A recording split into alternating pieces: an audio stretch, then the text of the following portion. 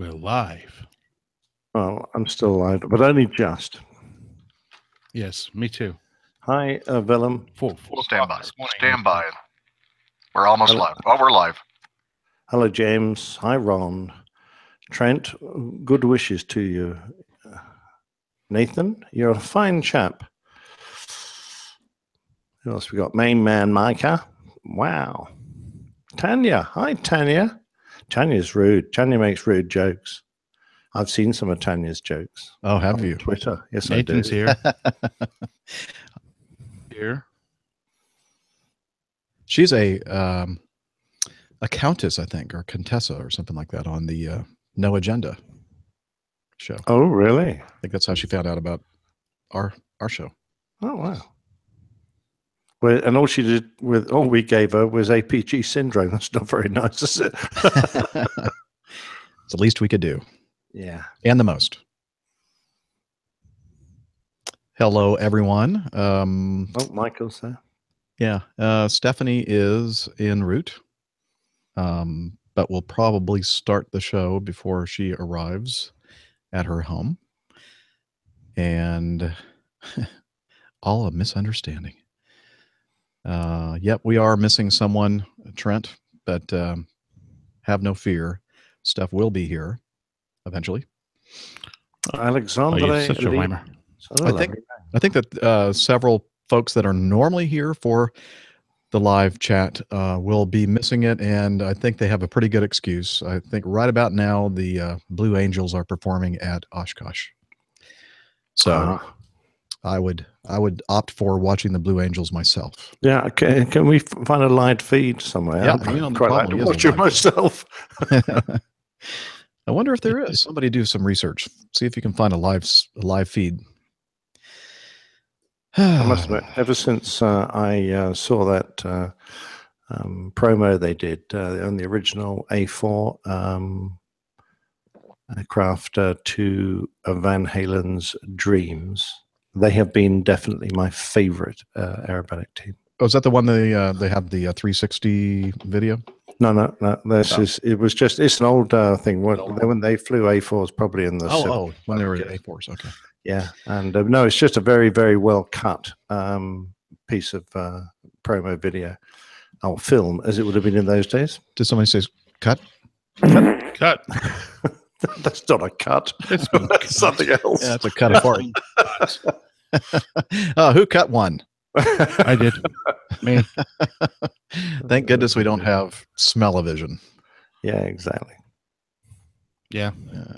Let's see. Now, my birthday's coming up, so I want main man Micah and Jeff and Nev, when I can get hold of him, to give me an idea of a really, really good, but not bone-chillingly expensive old school dynamic microphone to ask Julie to get for me for my birthday. I really like this one that I'm using. I think you'd be very happy with it. Is yours an old school one? Yeah, well, it's... Oh, what do you mean old school? Like CBS days when they did the CBS broadcast. Sure makes a nice one. It's a retro look. You mean the retro look? Sure, nice. Well, I just wanted kind of like a rather old-fashioned and tried and tested, and not a modern or fancy one. I just want something that Micah would probably the Shure SM58. How old is that design? That's just a regular. I have one of those. It's just a regular dynamic, but it's a lot of rock bands use them for vocals. But it's not. I mean, yeah, a lot of people use them for podcasting, but it's not a large diaphragm dynamic. It's a kind of a. Which one's yours, Jeff? The Heil PR40. The Heil. Is that HEIL? HEIL, Bob Heil. He did a lot of Heil PR. I just typed Heil and it came up with PR40. There you go. Yeah, I mean, £99. The Shure SM58 mic. I mean, it's a great mic. You can almost use it like a hammer. It's like indestructible. But it's not I mean, you can certainly use it for podcasting, but you can certainly do a lot better for what you really want is like a studio dynamic, or perhaps the Electro Voice series of microphones that they use in radio stations. But I'd put up this Heil PR40 against any of the Electro Voice. Certainly, it makes you sound very mellow, Sexy. Jeff. Thank you. Sexy. Yes. Sexy. Bit like, what was that guy who used to sing? You guys even hear me? Yeah. Okay, because let's just make sure. Okay. Why? So we're not ignoring you. Oh, perhaps. That's what I thought you were doing, actually. No. Well, I'm not sure if I heard you then, because I don't recall hearing anything you're uttering. I said sexy. Makes you sound sexy. We just didn't respond to that. There's no reason for that. We heard you. We're just too embarrassed to say anything. All right. We're going to go there. AKG, Nathan, he said he's got an AKG that you could use. Is it, you mean like one of those super long stick things that, or is that a condenser or a dynamic? Sterling Audio, ST51. Sterling not to be confused with Area 51. No, I think I was talking to Nathan, and he was talking about an AKG D190C. James is, I am so sexy, oh so sexy. James. No, you're not. Okay. I think at least for me. I think that James thinks that Miami Hick is sexy. Let's see why I say that. I think you'd have to work really hard. You'll hear soon why I said that. All right, I'm gonna go take a chance. I'm gonna go open a beer near my computer. The good thing is it's in a bottle. It's in a bottle. So even if it spills, it won't spill at a rapid. It won't spill like a top-heavy, wide-open glass. It'll spill like a very closed bottle with a very small neck on it, and it'll be a very slow flow. Dana, how many have you already had? How many beers have you already had today? 3. Okay, 3. One more. That's it. No. I can boot you. You don't have my girth. You could. I'm not being bad. I'm being good. Okay. That Sterling is unfortunately are you going to boot me off? Not available. Are you going to boot me off before I spill the beer on my computer or after? I don't know. That's entertaining. It really depends on the entertainment value. Yeah, exactly. As I'm staring into the camera, looking at my computer, saying and thinking in my mind, "Oh, blank, what have I done?" Oh, the AKG D190C is looks like it's a dynamic. Yeah, it is a cardioid dynamic. Looks like a nice mic. You might want to take Nathan up on that, Captain Nick. Well, I'm looking at it now. You can't buy them in the UK. I would hate to steal somebody else's microphone from the 70s. There you go. There's old school. Yeah. Nice. It doesn't look like a 70s mic. It looks like a modern mic. It does look like a modern mic, but it's that one that Nev was talking to me about earlier was 850 quid. I've got what? Neumann? Is it what you talked about? A Neumann? Let me see. I'll have to grab my phone. Oh, watch out for the beer. I'm getting over. It just went over. No, too late. Oh boy. That's terrible.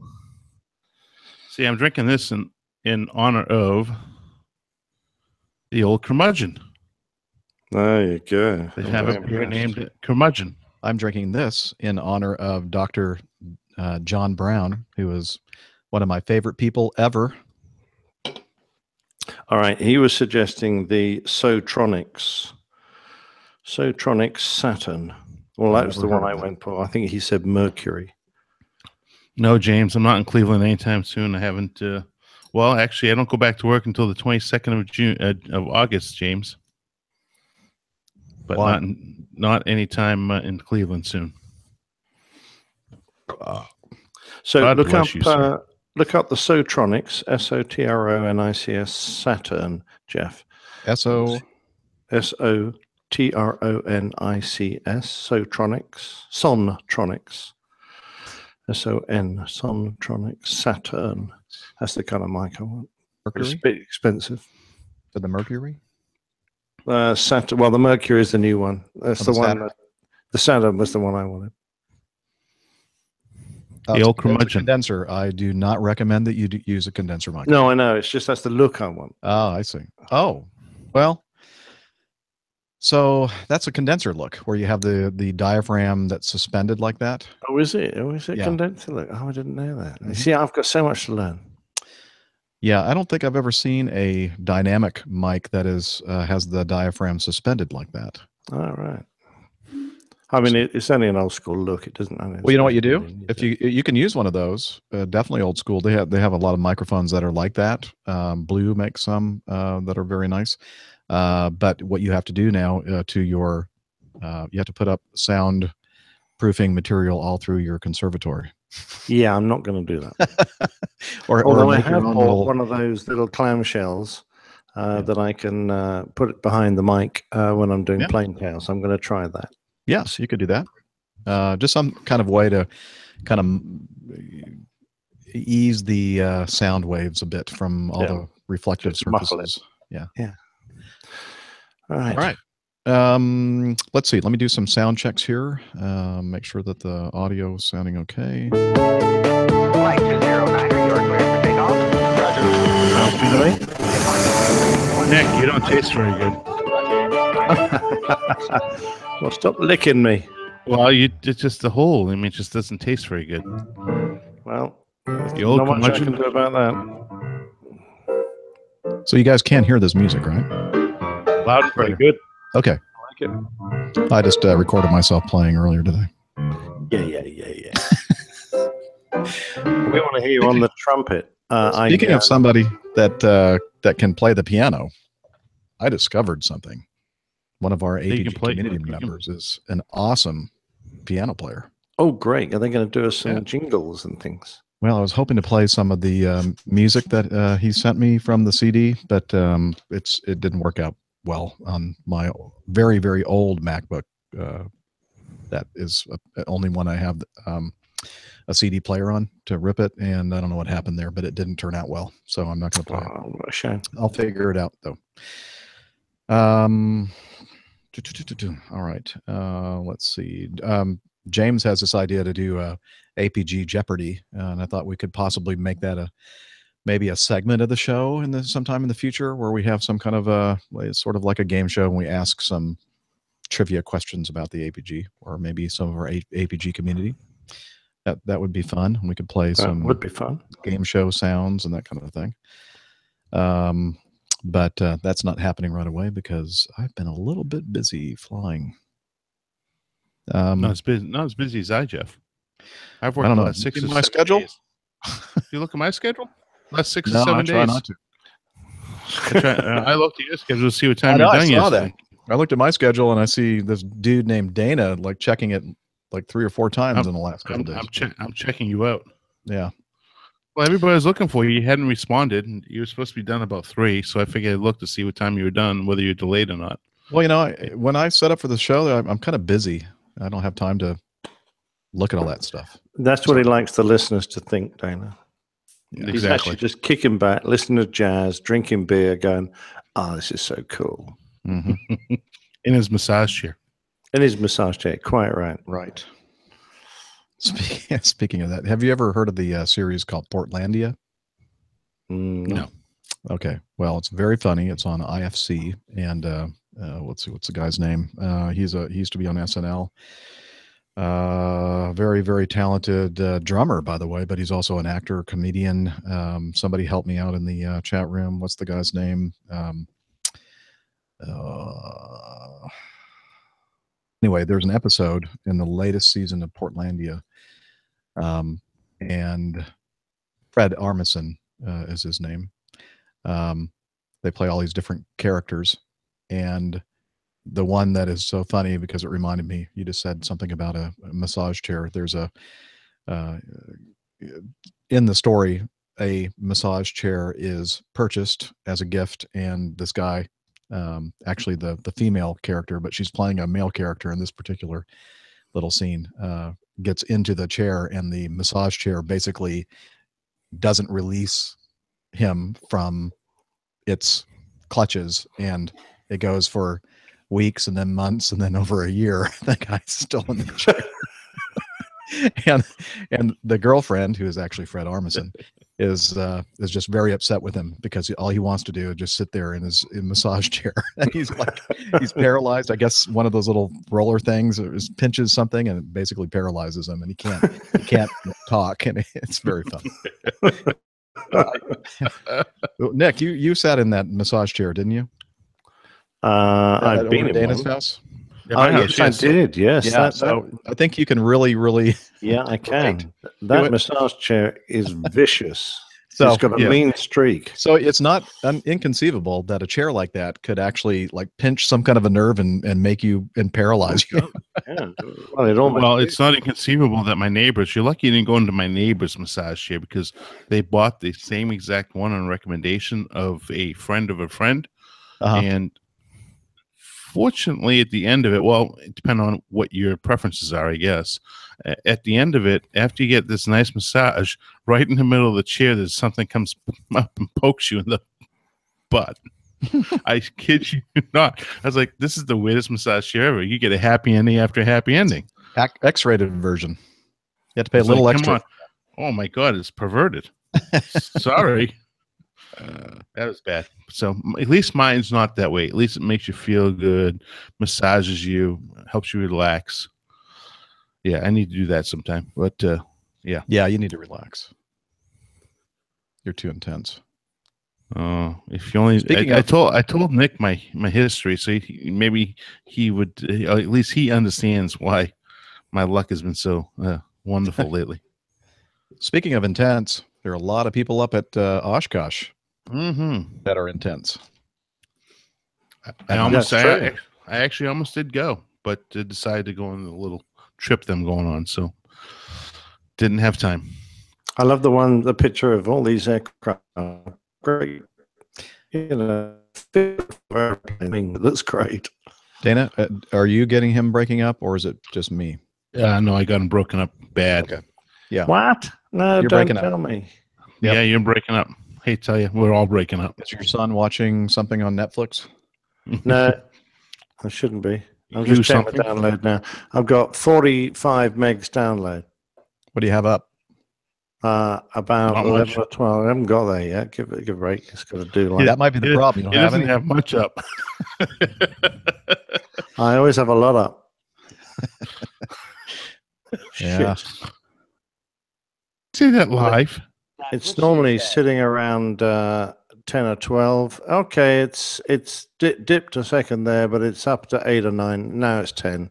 So I guess it's like not consistently there, because occasionally, I mean, most of the time you've been talking, it's been fine, but that's the second time now that you kind of start doing the. Okay, I'll check with the youngster and make sure he's not pulling all my bandwidth. Okay, well, it may not be, may just be. I don't know what it is. I'll go over quiet word next time. We could just press on if you want.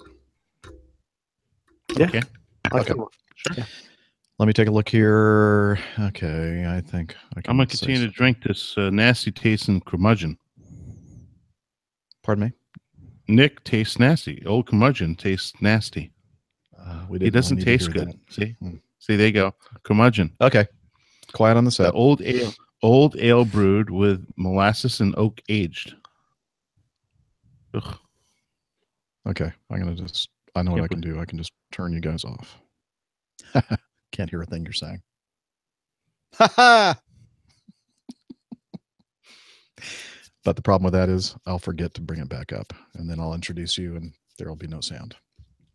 So that's now you're okay, back. Jeff. That's okay. We don't mind. I have an itch underneath my chin.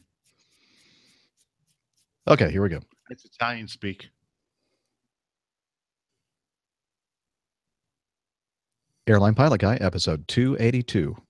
Flight 209, are you clear for takeoff? Roger. LA, good morning.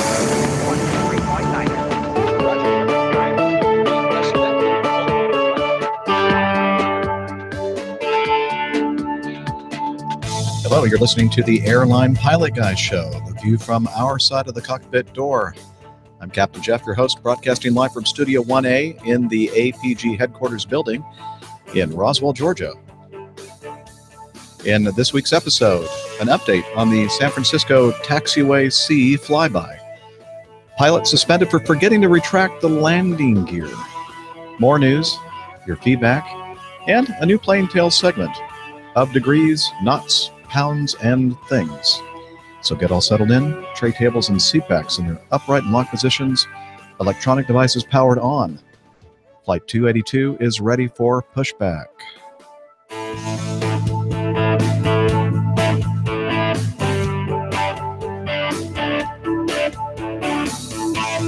Hello, everyone, and welcome to the Airline Pilot Guy Show. It's an aviation podcast where each week crazed ab geeks get together to talk about aviation, beer, and other odds and ends. And joining me from across the pond, the ever popular professional photographer, former fighter pilot, and wide body Airbus captain, Captain Nick.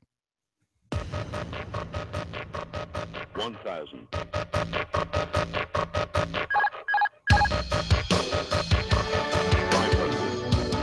Well, hello. Hello there, Jeff.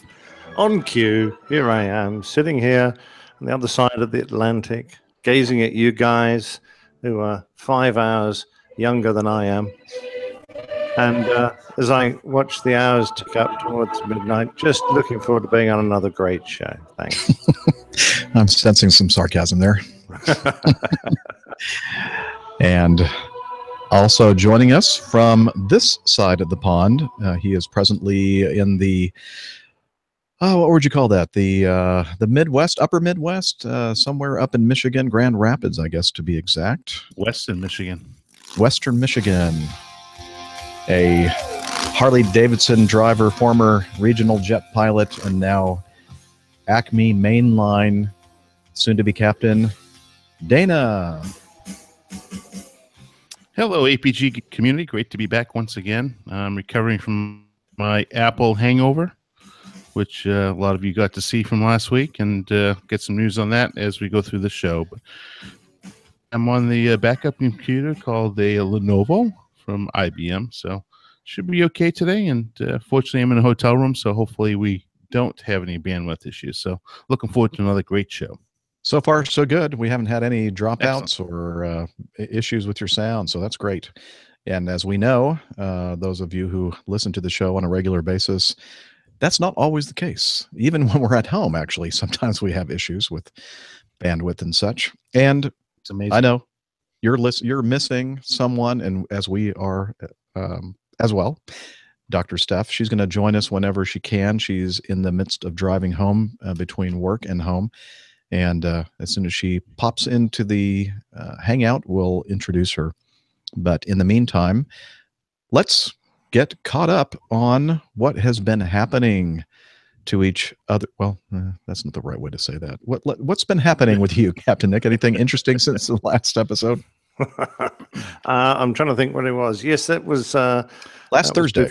Before my last JFK. So then we went into JFK. It was pretty good. The forecast thunderstorms didn't arrive. Company gave us 45 minutes of holding fuel in case they did, which we didn't need. So we went in chock-a-block. Isn't it always the way? Whenever you think you've got heaps of gas, you never need it. And whenever you think, well, I could have done with just an extra ton or two, that's the day all hell breaks loose. So no, we got in fine. Went across to Grandma's house, spent a couple of nights there.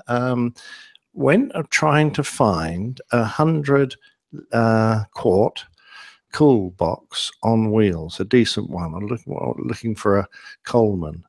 And I went to like 3 major stores. I walked for about 9 miles, and every single one, they had the 50 quart ones, or perhaps even the 60 or 65. Nobody had the 100 quart ones. I should have apparently ordered it beforehand. What's the matter with you guys? Don't you like big cool boxes or what? Well, I What's a like cool them. box? It's a Cooler. ice chest. Yeah. Cooler. Yeah, I don't know. You got to get out that UK to American English translation Exactly dictionary. correct. There you go. Like in Australia, they call them Eskies. That's a brand. So Oh yeah, it's Eskimo. popular. Yeah. There you go. Anyway, so I came home empty-handed from there. I'm going to have to try and find some way to order one and get someone to accept a delivery. So perhaps I can do that for my next trip over there.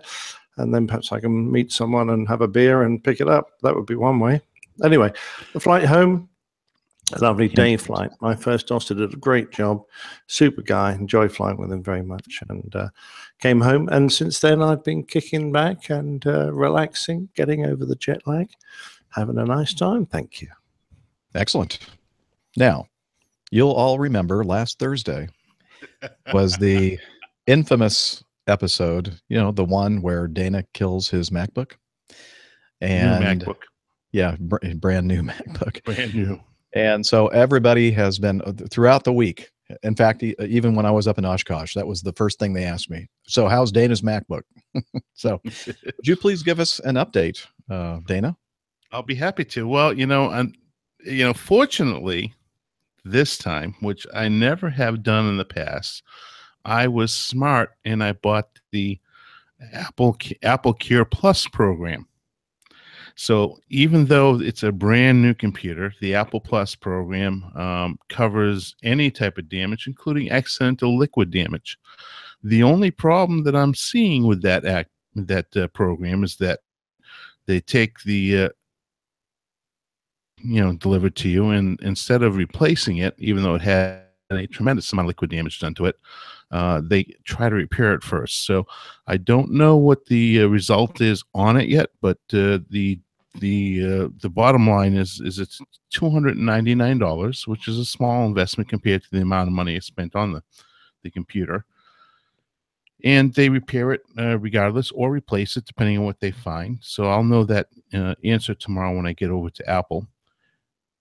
The good thing is that I purchased it with, I saw one of the comments was my SkyMiles credit card from American Express. So the $299 will actually, as long as I jump through all the hoops, will actually be covered. So net is that I may end up with a repaired computer instead of a brand new computer. It's brand new. Weeks and 2 days old is when this actually happened. I'll end up with a repaired computer, but still covered under the full warranty until the end of the warranty, which is I think it's either 24 36 months. So if anything happens as a result of, like, let's say my battery starts dying, or my screen goes out again, or I have problems with my keyboard again, it's all going to be covered. So in that respect, I'm very lucky. That is the absolute first time an extended warranty on any type of computer or electronic device. So I think somebody upstairs is looking over me. Thank God. So all's well that ends well. Initially what happened when I spilt the beer on it, is everybody got to see publicly on the video, and you guys were as I went through the process of turning the computer upside down. I went downstairs and I washed it out with some water. Oh. So that's the part where I just kind of cringe. I'm thinking, what? What did you do? I wanted to get the beer out of it. So you put it underwater? No. I took a very wet paper towel and just kind of rubbed it over and cleaned it up. Then I took my air gun and pressure. I used high pressure air to get the water out of it. Then after I was done with that, I looking at my food saver. Only problem is the plastic bag that I had wasn't wide enough for the computer. It's just a little bit small. So I came up with a contraption using shopping bags and also a trash bag, the 13-gallon white trash bag that you put in your kitchen trash bin. And I used that with the little hose that comes out. And I used rice and suction on it, and let it sit there, and kept on hitting the suction for 3 days, and let it sit under suction, and it actually came back to life. So that's a good sign. The screen actually had some damage to it. So, worst case scenario, $299. Stupid me. Yeah, but it sounds like drink beer. Yeah, you're going to get. Yeah, he's holding a beer right now. Yeah, it's called I reckon curmudgeon, you could like the old probably afford curmudgeon to over do there. that every show, Dana, because, I mean, at least for the next year. Why is that? Well, I mean, it's obviously not costing you anything to have it repaired. So just, don't worry about it. Just keep spilling beer. It's not a problem. And let me Not a tell you, problem. I mean, the ratings, I've got my wife's computer right now. Oh no, I'm not gonna go that there far. you go. No harm, no foul. So, but the ratings went way up. Beer is way destroyed quite literally way. The beer is way over here to the right, and bottle, which even if it spills, people know that when it comes out of the bottle, it doesn't come out as quite as quick as a very top heavy, wide open glass that the Stella glass I was drinking out of. All I do is bump it. Well, okay, I was at the what's Founders Brewery here in Grand Rapids, and I sent the crew, APG crew here, a picture of the first beer I've had since that happened. I went to pick it up. I knocked half the beer out of the damn glass. I sent the photo of that. So yeah, and beer don't get along. We told him that he needs to maybe stop drinking beer. Stick with your bourbon on the rocks. And not including how interesting my Tuesday was. Were you flying Tuesday, Jeff? I think I was. Tuesday afternoon? Yes, I was flying Tuesday afternoon. Did you have the wonderful delight of the experience of flying into Hartsfield with all the delays and diversions? No, because Tuesday I flew from Detroit to Fort Lauderdale and then back to Detroit, and I did see all the thunderstorms hanging out over Atlanta as I flew by. That was very nice of you. It's the least I anything that could have gone wrong on Tuesday went wrong. It was a nasty day, and I didn't get paid one extra penny because I had 5 hours worth of credit on my trip. Oh, it's. Do you want me even to go into what happened on Tuesday? Since I've already talked about the Apple. Yeah, sure. Why not? Okay, so. No, keep going. We're very interested. What happened on? No. I hear crickets. What, you do? Huh, it must be a bad connection or something. I don't hear them. It must be. So, yeah, because I'm cavitating today. Yeah. Did you have to divert?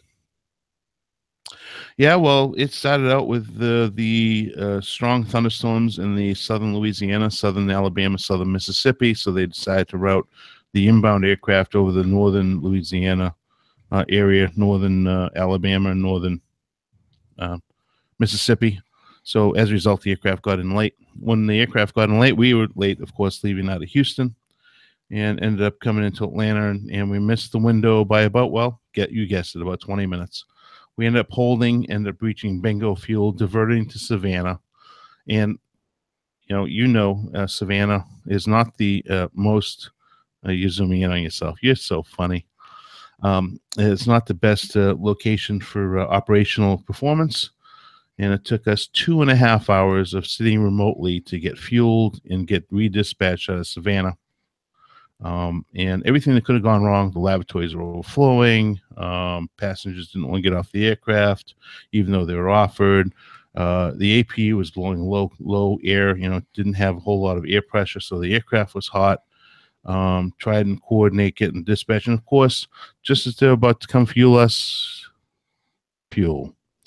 And then next thing you know, something dropped out there. I think we missed a word or two. What happened? Just as the truck was about to come fuel us, it ran out of fuel. So it had to go to the fuel farm to get fuel. And of course, it takes 20, 25 minutes. Well, by the time the truck got back, the ramp was closed due to a thunderstorm on the field. So we're starting finally get our fuel, finally get our paperwork, start to roll out of Savannah about 2 hours and 20 minutes later, and go to take off from runway 2810 in Savannah, which is the long runway. There's a thunderstorm right on the end of runway 19, so we can't take off that way. And we go to take off, and now it's just past dusk. It's dark, and the runway lights were in op because it got struck by lightning. I mean, if anything could go wrong, everything went wrong. So then we take off. Finally, they fixed the lights on 28 after we switched everything to runway 19 to take off. Runway 1 take off north. And so we take off, head to Atlanta. Air traffic control slows us down, of course. And, they put us in another holding pattern, finally get into Atlanta. land, pull into Alpha 9, A9, and the jetway is broken. I mean, broken like they couldn't move it to even get it. So they had to tow us to Alpha 17. At that point, by the time we got the passengers off the aircraft, 7 hours and 14 minutes from Houston to Atlanta. Nice. That's not the end of the story. Now we're taxiing out to go ahead and head down to West Palm Beach. And we had just gotten down to the talk to controllers, and they said, well, your flight plan just timed out. Refile. So we refiled, and in that time went from being number one for the runway to whatever it was. So we take off, head down south, get cleared direct, which is the first good thing that happened down to West Palm Beach. Get the fix, whatever it was, Wallace, whatever.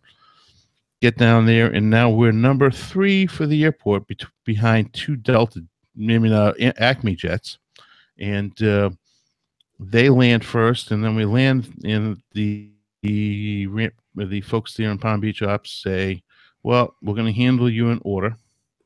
Sat out for another 27 minutes waiting to get parked because we were the 3rd airplane, not the 1st, which we would have been if things hadn't gone so badly at the gate, and then of course having to get a new clearance.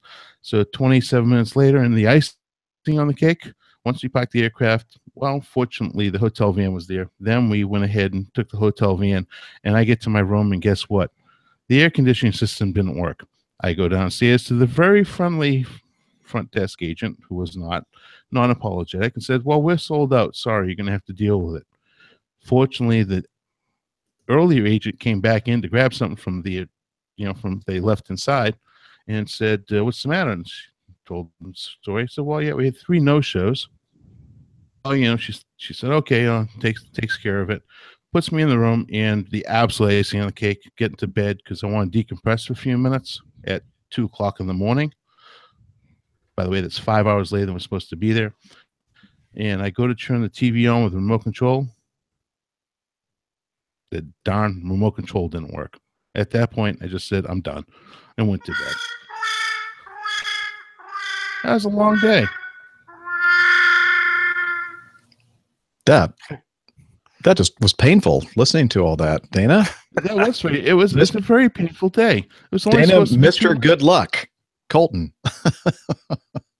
I spent longer flying to Atlanta than your whole day. Yeah, but you didn't have to work 1/4 as hard. I had a bad day. I think that song that somebody sings, that I don't know what the artist's name is, but I think they created that song for you. You had a bad day, right? That was a bad day. And then I had to deviate, so I go to my doctor's appointment. Hi, Dr. Steph. Hey, speaking of, well, Dana had a bad day. We have a good day because Dr. Steph has joined us.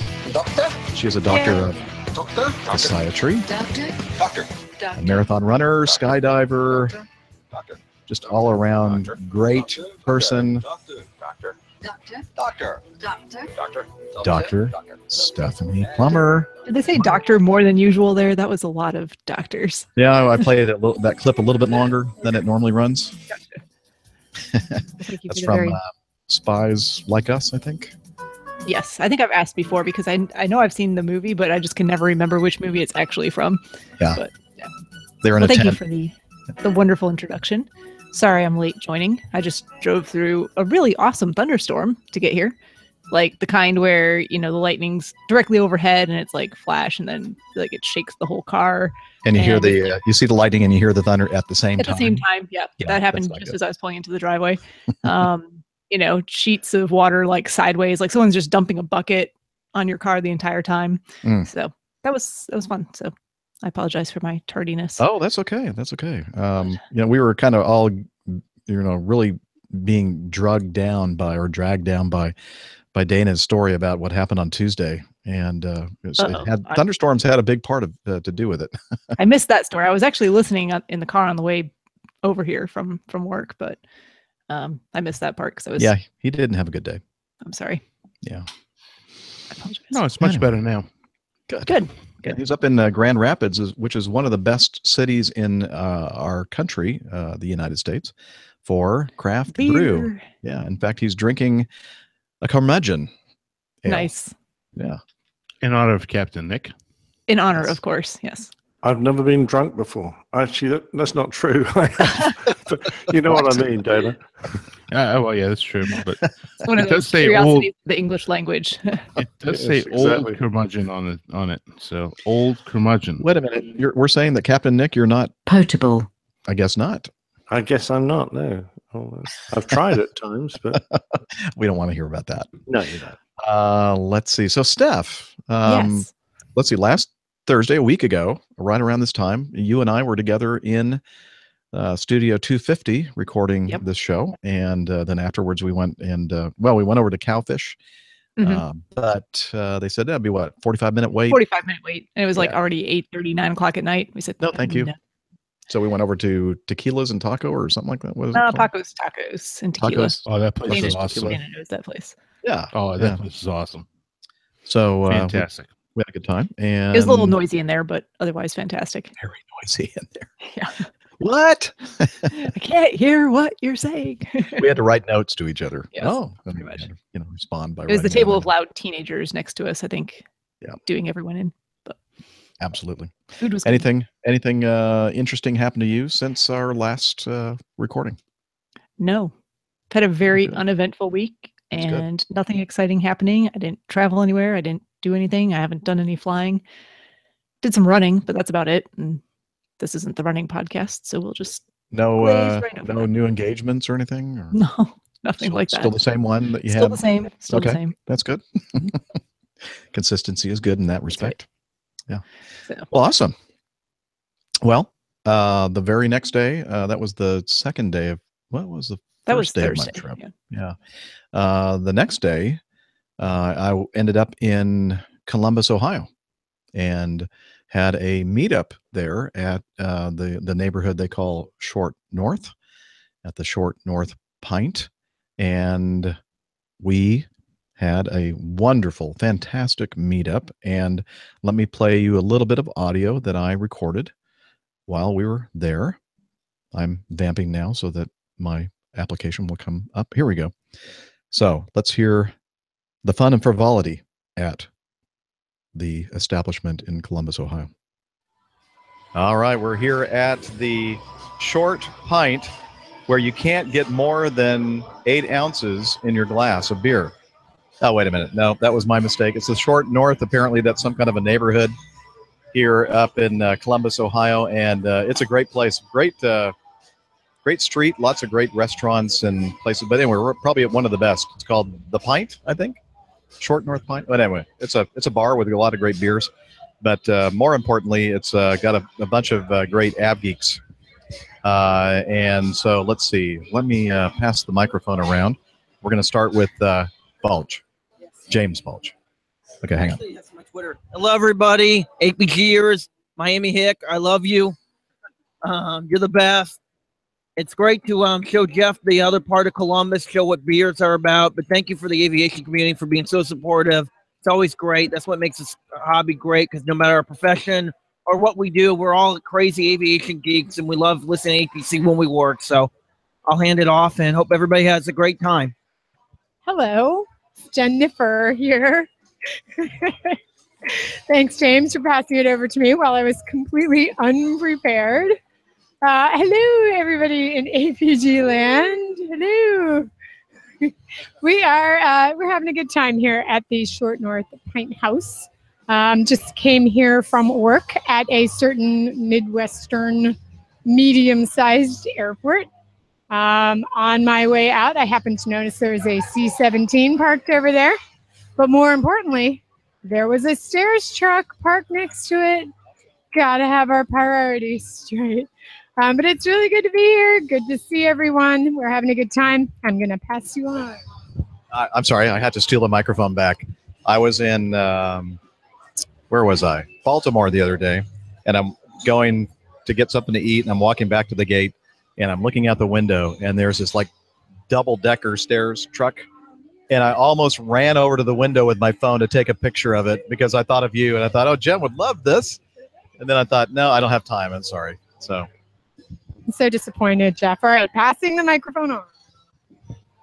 Hello, folks. It's John Brown, Flying Doctor 17. I came in today with my son, Jonathan, from the Toronto area, and we saw some very interesting weather over the Columbus area. But we knew that Jennifer was on it, and she got completely rid of, blew it out of the way all the way to the southwest. So when we came, it was all clear and right down the ILS for 2-8 left.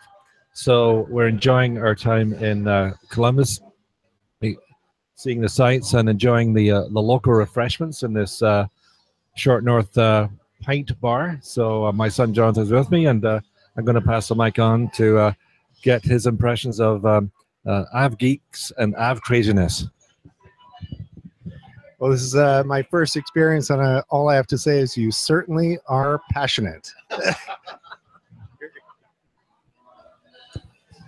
And this is a first for me. Excuse the nasally sound of my voice. I'm kind of getting over a cold here. I guess in the interest of keeping anonymity to my employer and my airline, I could be Ramp Pilot Nick. I guess we could go with that. I work for a certain directionally oriented airline that's based in Dallas, so take from that what you will. I also work the ramp at a, what did you call it, Jen? A medium-sized Midwestern airport? Okay. So work the ramp there, and this is the first meetup that I've ever been to. I've been listening to the show for almost 2 years, so it's kind of fun to have the opportunity to get together and see some other people here. And Jonathan, we're not that bad. No, he kind of said that passion, like, wow. No, it's great. Sorry that you got roped into this. I understand. He got more than he bargained for. No, you never hear my wife on the show, and there's a reason for that. Many of the people who have listened to me for quite some time go, they know the story. My wife looks at me and goes, so let me get this straight. You talk about aviation for like 2.5, 3 hours at a time every week, and people actually listen to that? And then she just rolls her eyes. So there you go. So we understand. But that doesn't stop us from being super Av geeks, and because we love it. And I know that if you're listening to the show out there, unless somebody's forcing you to listen to the show, you know how we feel. So it's always that's the best part of the show, getting together on layovers or even not on layovers, and just kind of hanging out with people who share a common interest. And it's a fun. And these are quality people. Wait, James wants to say something else. I was so excited, APG. I got a speeding ticket because I couldn't resist my APG. So, yeah, James drove all the way down from Cleveland and got a speeding ticket. Shame on you. Can I call him James Heavyfoot Balch? And then Dr. John didn't mention the fact that, well, maybe you did, that you flew all the way down from Toronto. Directly one shot, and we didn't get one speeding ticket. There were no cops up there. Excellent.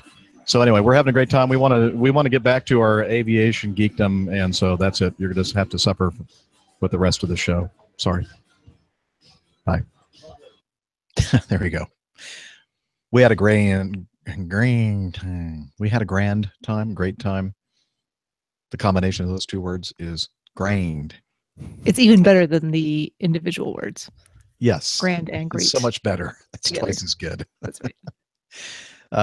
Yeah, so we had a fantastic time at the Short North Pint, and I loved Dr. John's son, his comment. Certainly do have a lot of passion. He was just overwhelmed. Clearly, I think so. Yeah. Anyway, and it's so nice that Dr. John flew his own private airplane down from Toronto to Columbus just for the meetup. And that's just awesome. And by the way, he gave me a couple of beers from an awesome brewery. I think it's the Muskoka Brewery in Toronto, or somewhere in that area. And I didn't clarify with him whether or not I was supposed to give one of those to you, Dr. Steph. Uh-huh. But I accidentally drank both of them. Drank all of them. Yep. Okay. All of them, yeah. Fair enough. Sorry. But I have some good news that I'll tell you in a moment. Okay. Okay. So that was the Columbus Ohio layover. Great time. And then fast forward, let's see, I got back from the trip on Saturday, and then I was back out again on, I'm getting confused now. When did I leave? Monday I left. So I had a day off on Sunday and then back out on Monday for a 4-day trip. And if you'll remember me describing this trip, it's exactly the kind of trip that I don't like to fly because it starts late in the day. It's the night shift, and not only was it the night shift, but it was also a very block hour heavy, a lot of flying. The first day was, I think, to Dallas and back, and then up to Detroit. The second day, Detroit to Fort Lauderdale, then back to Detroit, and then Madison, Wisconsin.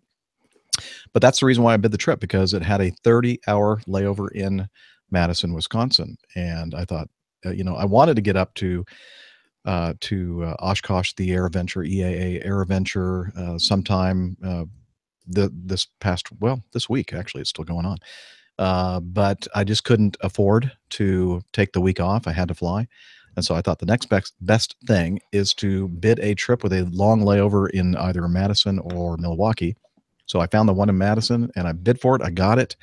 And when I was flying from Detroit into Madison, on the radio, we're talking to Chicago Center, and we were just beginning our descent, and it was dark. At least the weather wasn't too bad. And I was flying the airplane, and my first officer was working the radios. And this guy from Chicago Center says, "Is there a Captain Jeff on board?" And the first officer kind of looked over at me like, "What did he just say?" And then I said, "I got the radios." And I said, "Yeah, who's asking?" And it was Controller Joe working that sector of Chicago Center. And he said, "Hey, I listened to your show. I love it. Just listening to the feedback extra. I hear you're going to be up in, I knew you were going to be heading to Madison and going to go up to Oshkosh tomorrow. Just wanted to say hi," and all that kind of stuff. So I ended up getting some feedback from him. He used the app, the APG app, and it says, "Hi, Jeff. It was nice having our meetup on the ZAU or Z Alpha uniform frequency tonight. Hope you had an uneventful trip and enjoyed KOSH, Oshkosh. We used to work that airspace to the ground. It was a lot of fun running all those airplanes in there. We still get plenty busy, but it is a different busy now. I'm glad I found your show. I really enjoy it. Looking forward to hearing about the differences and ratings on your MD family of aircraft. Wishing you strong tailwinds and shortcut clearances on your last leg home. Joe." So thank you, Joe, and I was hoping that I could find our conversation on liveatc.net. I did some preliminary searching. I don't think that particular frequency is covered by liveatc.net. I'm still looking, though. I'm hoping that I can grab that audio and then play it for you all. But it was great. It's funny. My first officer was just kind of looking at me like, "What is going on? Who is this guy, and what is he talking about?" And you're like, just don't worry about it. It's fine. I had mentioned that I do an aviation podcast, but I guess it wasn't really that impressed with that, and why would he be? So I think when this guy all of a sudden out of the blue starts asking if I'm on board, I think then all of a sudden his curiosity was piqued, and he's nonstop all the way down asking me all these questions about who listens to your show? What's going on here? Anyway, it was a lot of fun. Thank you, Joe, for doing that. That made my evening. I love it. I'm still waiting for that lovely guy who sent some feedback who works as a Moncton controller. Yeah. To pipe up. And every time I go through Moncton now, I'm sitting there going, I wonder if this is that bloke. Like, I don't say anything because 9 times out of 10 it's not going to be. So I always try and get on the radio at some point when I'm going through Moncton in the hope he'll recognize my voice. Exactly. Probably recognize your voice. This is old .pilot checking in. Yeah. Anyway, so the next day, it was kind of late when we finally got to the hotel in Madison. Got some sleep and headed out back to the airport the next day to rent a vehicle. Drove up to Oshkosh and met up with several of you in the APG community up there. And that was a great time. When I went through the front gate there, I was met by Jennifer and dispatcher Mike and Dave Abbey. And we walked around for a bit and then found a place to grab a bite to eat because it was just around the lunchtime. And found, no, not found, but we had several people come up and join us. And we were just kind of a big roving blob of aviation geeks walking around, looking at airplanes and talking about airplanes and just having a great time. I'm sure there's a better name for a bunch of aviation geeks, Jeff, than a roving blob. A big blob. I was the blob. It was kind of like I have my own gravitational pull, apparently, just because I'm so big. No, magnetic. I'm big. You're magnetic. This magnetic personality. Yeah, exactly. But several people walked up, and some were even wearing the Acme logo APG shirts, and just people that I've never met before, and say, "Hey, Captain Jeff, love your show," and got introduced to them and learned a little bit about them, and so many of them I just don't remember any of your name, or no, I do remember some of your names. I just don't want to leave anybody out. So, but met a bunch of great people there, and really enjoyed the show. The weather was kind of not so great on Wednesday, and kind of off and on. It was cloudy the whole time, which was actually a good thing because it didn't get too hot. It was pretty muggy though, and off and on rain showers and that kind of thing. And in fact, at one point, we found ourselves underneath the wing of a DC-3, the left wing of a DC-3. I was talking with Steve Thorne of the Flight Chops channel on YouTube. Many of you probably subscribe to Flight Chops. He does really, really great videos, and talking with him under the DC-3 wing. In fact, I think at some point, either later that day or the next day, he was going to go up and do some kind of a segment or a video production aboard the Gold Seal DC-3. And the weather kind of got a little bit rainy, and the visibility started coming down. In fact, I was kind of impressed that they were continuing with the show. There was a demonstration team out there doing some fancy stuff, and I'm thinking, wow, it's like really, the visibility is really kind of getting bad, and you could almost not even discern the ceiling at all. And then finally the announcer came on and said, we're going to take a break, for like 30 minutes or so and let this kind of roll by. And so there was a little bit of a quiet time, and I was able to pull out the good old Zoom H5 and capture a little bit of audio. Now, this is just a fraction of those they're part of the APG community, but that was who was there at the time that I started doing the recording. So here we go. Let's take a listen to that. Well, folks, everybody's been talking about Oshkosh for years and years, and been chiding me for never attending. And I was hoping to be here this year. Oh, you know that where I am now, don't you? But I just didn't have, I couldn't take the time off.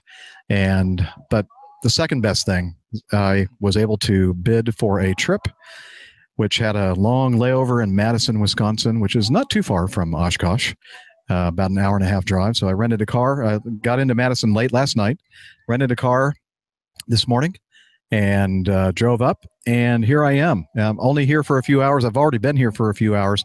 Probably going to leave in about an hour or so, hit the road, because I have a very early sign-in tomorrow morning at the hotel in Madison, 4:30 in the morning. So won't hang out too long here. Got to get back. But I'm here with some APG community members. Matt Donnemeyer, right? Yep. Hi, Jeff. It's fantastic to meet you, sir. I was really excited to see you. And my first time at Oshkosh, so super excited to be here. Don't know how I'm going to see everything that they got here. It's you see pictures, you see how big it is, but there's no describing it until you actually walk in and try to start walking down the aisles, and it's fantastic. But yeah, appreciate you coming up. Well, I mean, it's all my pleasure. Matt's a dispatcher for a Part 135 outfit, Part 135 and Part 91, lots of parts and numbers. Anyway, so yeah, his first time, my first time. Speaking of first timers, here's another one. You may have heard of this guy. Hello, APG. This is Dave Abbey, and yes, it's my first time coming here, and it is absolutely amazing. We're standing under the wing of a 1940s DC-3. I think it's for 1930s, whatever. And I'm so glad that Jeff decided to come down and see what it's all about, because it is so amazing of an event. So you can't see it all in one day. So Jeff, we hope you'll come back, of course, and I'm sure I'll be back. And just want everyone to know that Jeff is a celebrity here. A few of us, like Jen and Mike, we met him, had a bite to eat, and Jeff's wearing his Airline Pilot Guy t-shirt.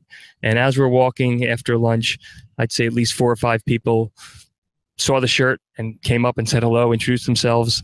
And even while we were eating, a couple people came by who, they don't usually leave a lot of feedback, but they know the show and they saw Jeff, and he was a celebrity. I think he signed how many autographs today? At least 1 or 2. One. Yeah, at least one. I know he sold at least one. Signed somebody's book. He signed a book. Comanche Sue. Comanche Sue. And it's Comanche Sue, you made her day, by the way. She was always wanted to meet you for sure. She made mine.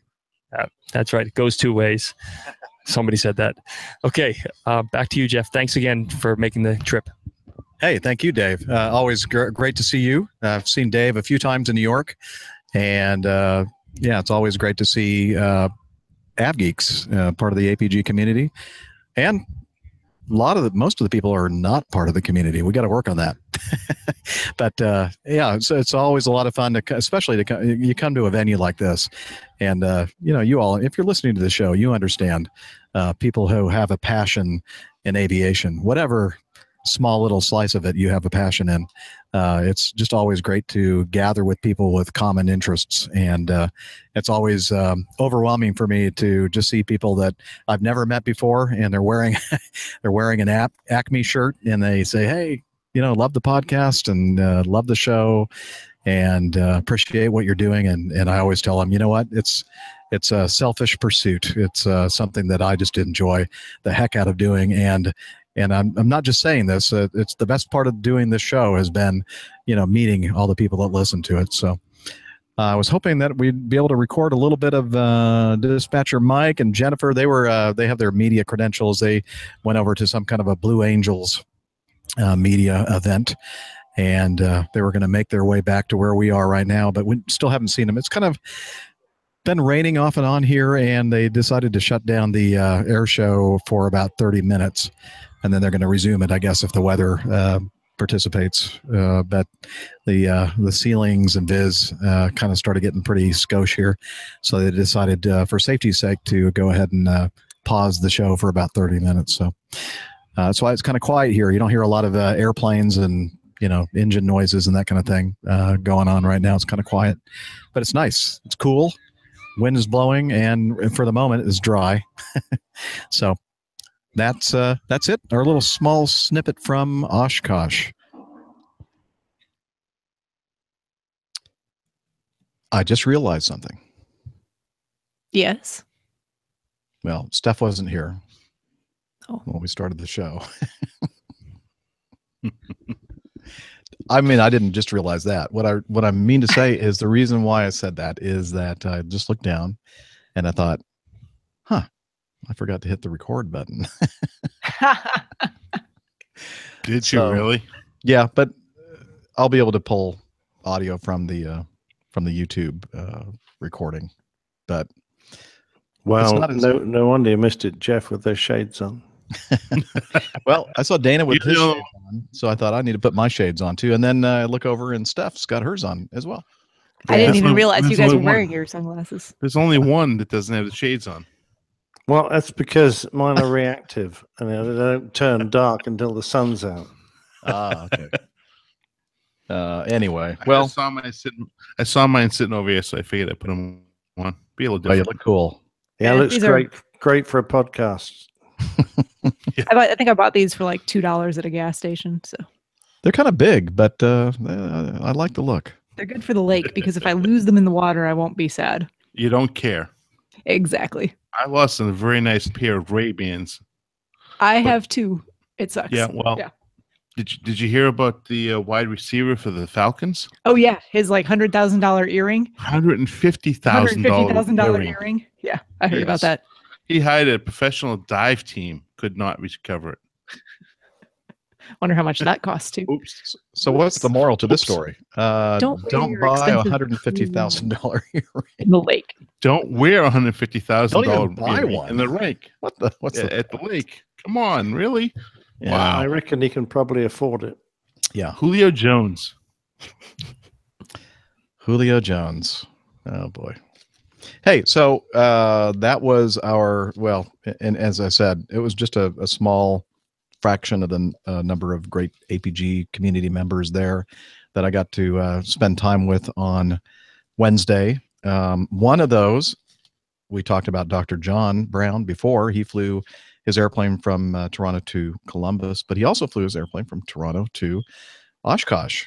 And he brought with him more beer because he knew that I drank all the beer that I was supposed to, some of the beer I was supposed to give to Steph. And so he gave me 12 beer. Look at how thoughtful this guy is. These are all wrapped. You hear this? It's bubble wrap. Each one is all wrapped in bubble wrap.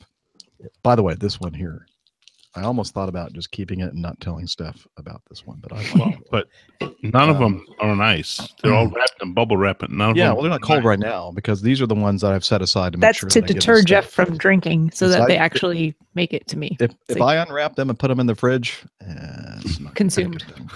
They're as good as Really gone. good. I'm enjoying this one right now, Steph. It's a session.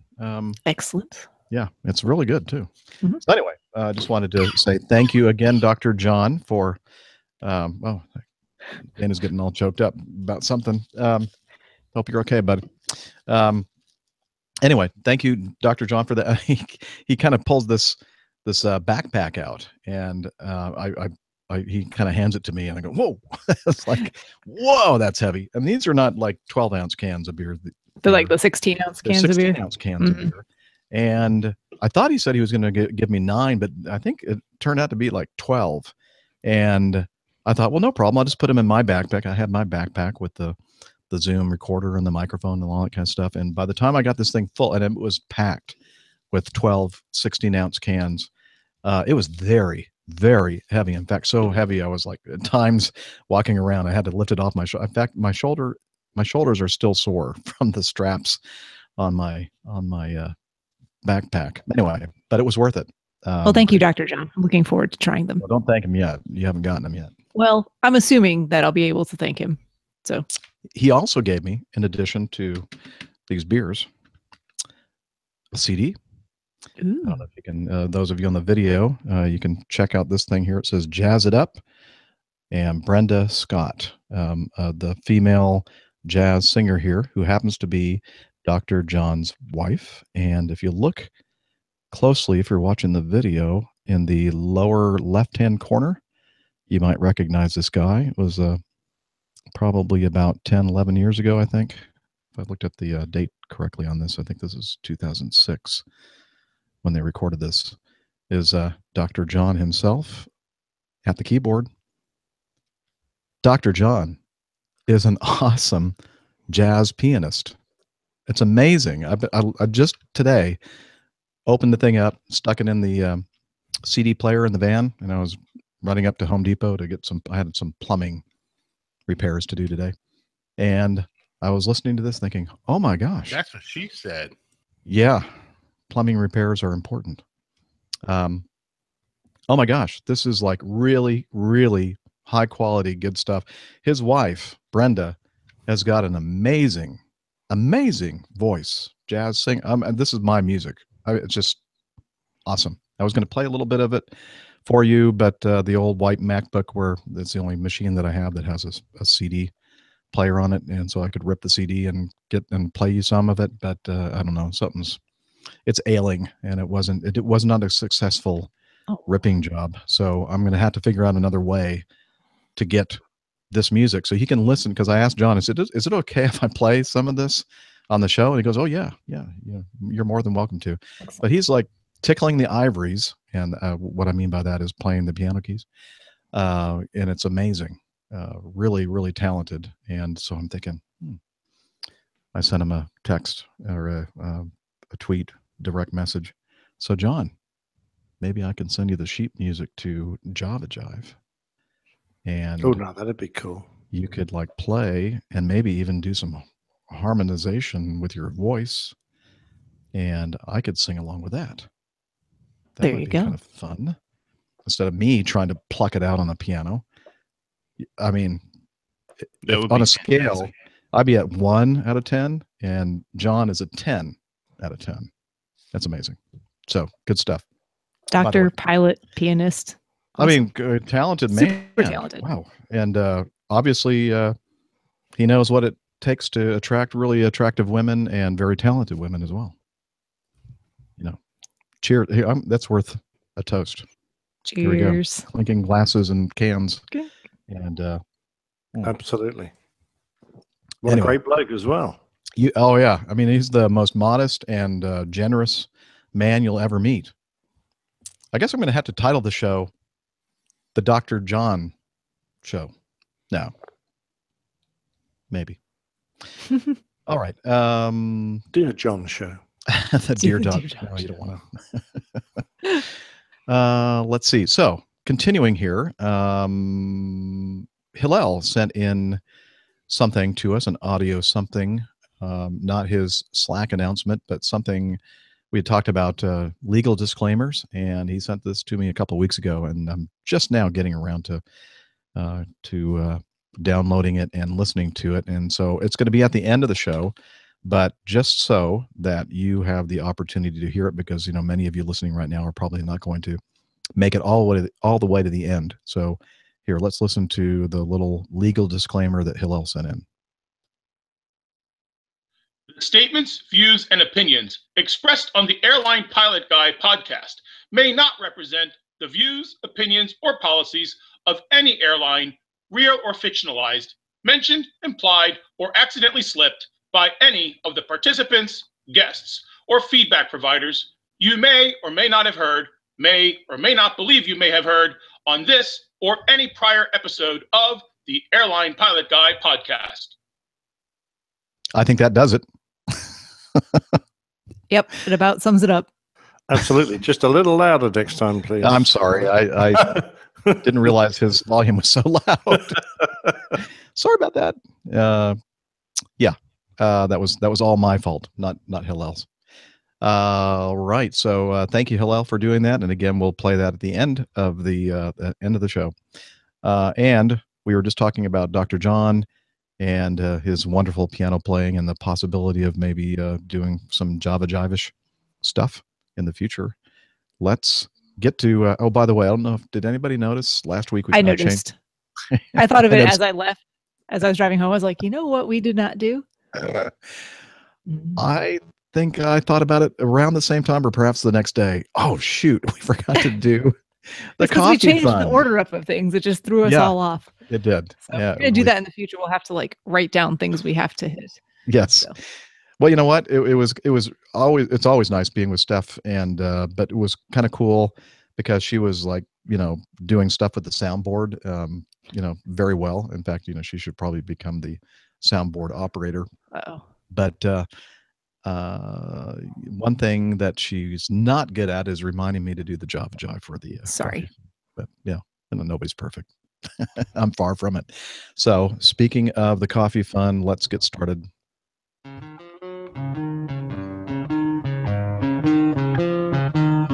The coffee fund. Johnny, how much more coffee? No thanks. Is your way to participate in supporting the Airline Pilot Guy show, if in a financial way, if you have the resources to do so. And since not the last show, but 2 shows ago, sorry, all of you who contributed and weren't acknowledged, but we're acknowledging you now. And those folks are Chris Randall, Elizabeth Piper, Liz, thank you, and a very, very generous contribution by Aaron Ort. So thank you very much for that. And I'll be contacting you, Aaron. I believe that's the first contribution to the show, and I'll tell you how you can listen to the APG crew logs and that kind of stuff for being a supporter of the show. We do appreciate it. and going over to the what do we call that, Patreon side of things, where you can become a patron of the show. I received this pledge by this guy named Bill Leach, and I'm thinking, oh, that's funny. I used to know this guy at a parish that I used to attend, and I used to sing in the choir with this guy. He was a bass, and his name was Bill Leach. And I looked at his email address, and I thought, son of a gun, it is the same guy. And so I don't know what he's doing listening to an aviation podcast, but thank you, Bill, for contributing to the Airline Pilot Guy show. And it's a very interesting pledge amount, $2.29 per episode. Maybe there's some kind of a message in numerology or something there that I'm just completely not getting, but thank you for the very, very nice pledge and your patronage to Patreon, the Airline Pilot Guy show. So we do appreciate that, and look forward to talking to you again soon and catching up with what's going on with you and your family and stuff over at St. Andrew, if you're still over there. Anyway, it was always a pleasure to sing with Bill in the choir. Now, let's move to this week. Song's almost over. That's okay. I can keep going. Since the last episode, we've had a few folks use the classic method of the coffee fund, and those folks are William Metzger, Tony Stubbings, Steve Trumbull, Matthew Lane, and Jonathan Dahl. Now, I knew a Bill Metzger in the Air Force, but I'm pretty sure that's not the same guy. I don't have any idea. I don't even think we had email addresses back then in the 80s. Did we? No, that wasn't probably until the 90s. Yeah. So I don't know who this William Metzger is, but if you're that same William Metzger that we were in pilot training together with, send me an email. That'd be an interesting coincidence. Okay, so there you go. The Coffee Fund. You too can become part of the Coffee Fund cadre by heading over to airlinepilotguy.com/coffee and support the show.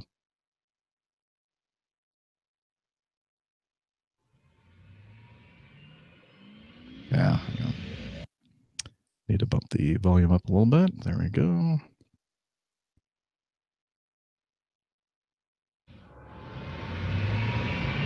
Stand by for news.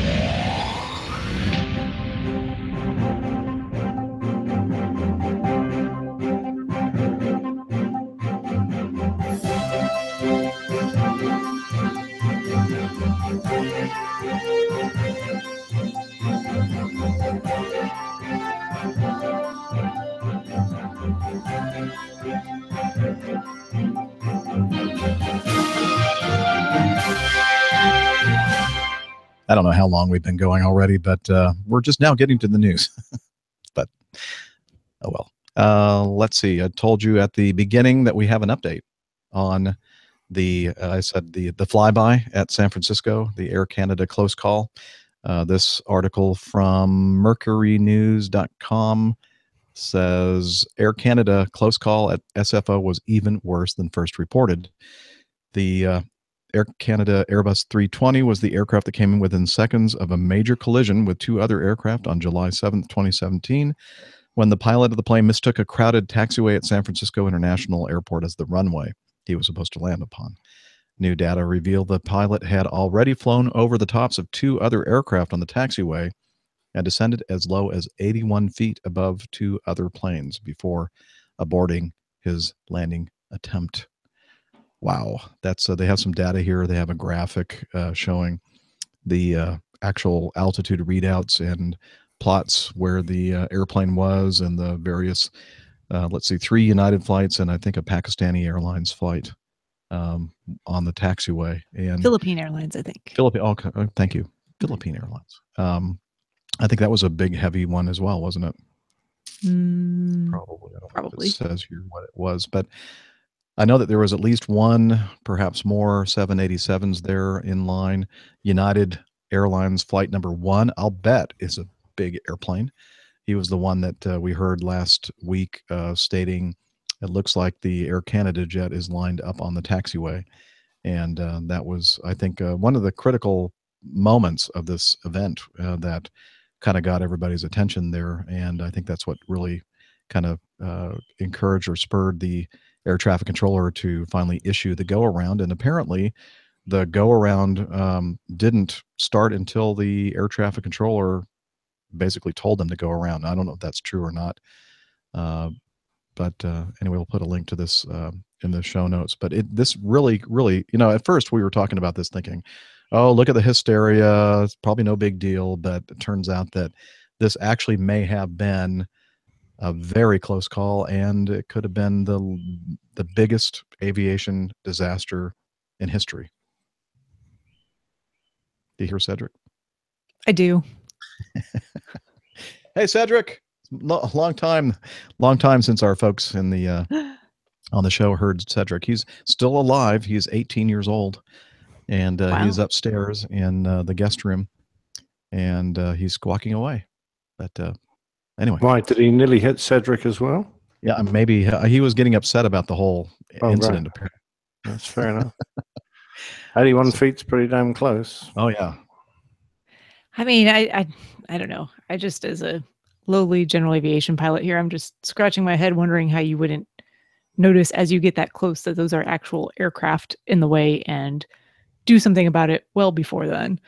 Even at night in the dark, tired, fatigued. I don't know. It just doesn't make sense to me. You could tell, based on the fact that he was asking, are there airplanes on our runway, that there was something wasn't right, but it wasn't enough, I guess, to concern them enough to initiate a go around on their own. You can kind of see, and this is very well discussed on many other aviation podcasts out there, including Captain Al and Pilot Pip. And Pilot Pip's latest episode, they talk about this in quite a bit of detail about the fact that the runway 28 left was not in use and apparently didn't have the lights on. And so you're expecting to see two parallel runways, and you see two sets of lights. And it's also possible, I think Pip made a good point or maybe it was Al, that the LED lighting that we have now in place in a lot of places, when it's very bright, sometimes it's hard to discern between green and blue and white. So it may have looked very much to them like a runway.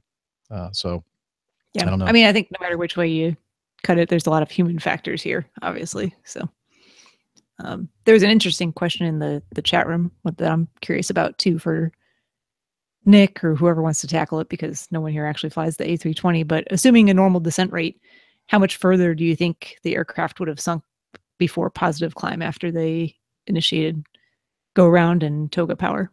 Well, it wouldn't have sunk any further because that's the lowest he got. So presumably he started to go around probably around 100 feet would be my guess, because we expect to lose perhaps 50 to 70 feet in a go around. So if we do a go around from the minima of a Cat 3A approach, decision height 50, we would normally expect to possibly touch the tires on the runway. So 50 feet, but it depends really on how, and this is a big factor, how quickly you will pitch the airplane. If you do a gentle pitch up on a big jet, it takes a lot of time to change the momentum that's carrying you down. That wouldn't be such a problem on a 320, but even on a 340, if you pitch the airplane smartly, then the airplane's going to level off pretty damn quick, and will certainly start climbing away pretty damn quick.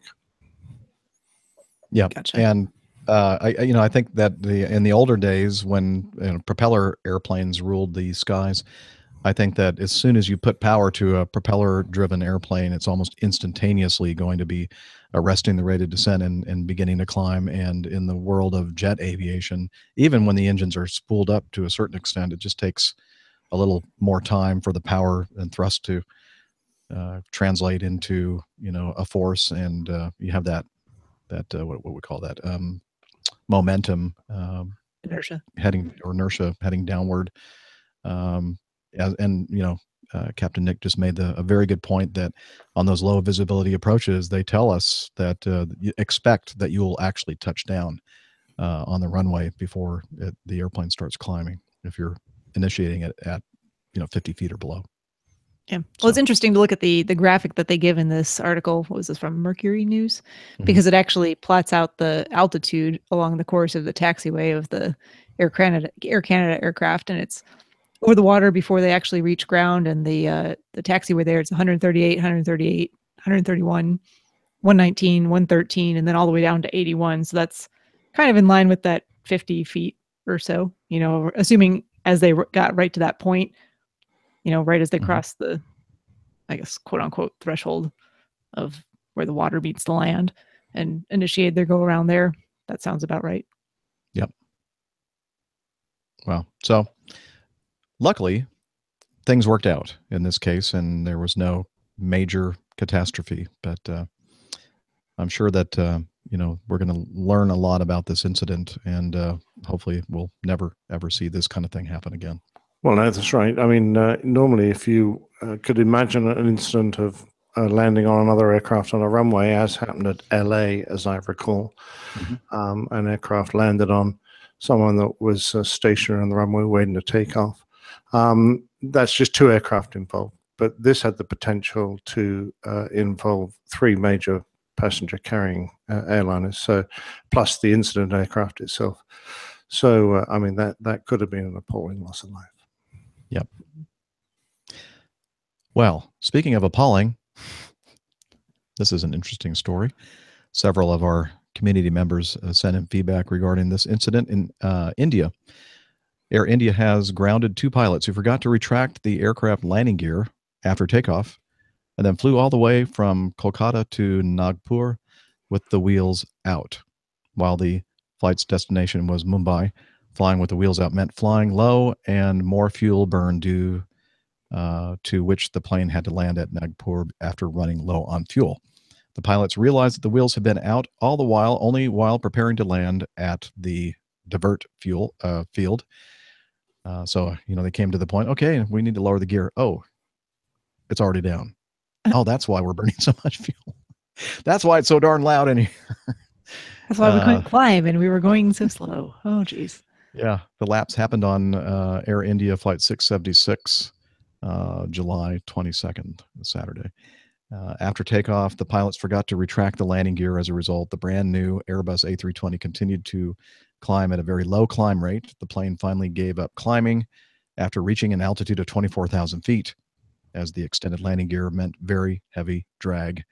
It then leveled out, continued flying at 24,000 feet, as opposed to the usually assigned level of 35 to 37,000 feet, and flew at 230 knots for the next 1.5 hours. Well, now I have to stop here because I actually like the way that Captain Jeff read that article, because he left out one thing that I know a lot of my fellow female pilots took umbrage with a little bit, is that this article specifically states, and I think they only actually did it once, but it says they specifically clarified it was both the women pilots. So right. I figured that if this had not been women pilots, I don't think they would have said both the men pilots. Exactly. That's the issue. Of course, it's taken with very it. specific. So, yeah, but and so I thought there's no point in mentioning that because these are just pilots. It doesn't matter, right? Exactly. But the article felt the need to. Well, thank you. I was hoping that that would just go by without anybody noticing. Oh no! The only reason I bring it up is just because it actually got this article in particular I've seen it many times from many of my female pilot friends who have been getting some flack. Some flack for the fact that they specifically pointed out that it was women pilots. Well, it should.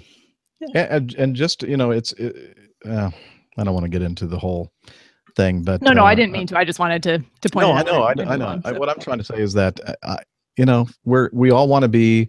We're all qualified pilots. If you've done what you need to do to be qualified to fly and do this kind of job or be a doctor or whatever, then it shouldn't matter whether you're a man or a woman. Gender shouldn't make a difference. That reminds me of the that little riddle that sometimes you hear, and you talk about a guy was out, a man was out with his son, and they're like climbing, mountain climbing, and the son falls and gets a big heavy head damage, and they bring him into the hospital and they bring him into the emergency room, and the surgeon looks at the boy and says, "I'm sorry, I can't operate on him." I can't operate on my son. And then you go, well, why is that? And then many of us, just because assume of that the surgeon would be stereotypes, just assume that the surgeon is a man. Mhm. But how can it be that they're, of course, nowadays it could be that, well, anyway, I don't know. I'm digging myself a big hole here, apparently. You are, Jeff. But what I'm going to Keep say going. It's amazing. No.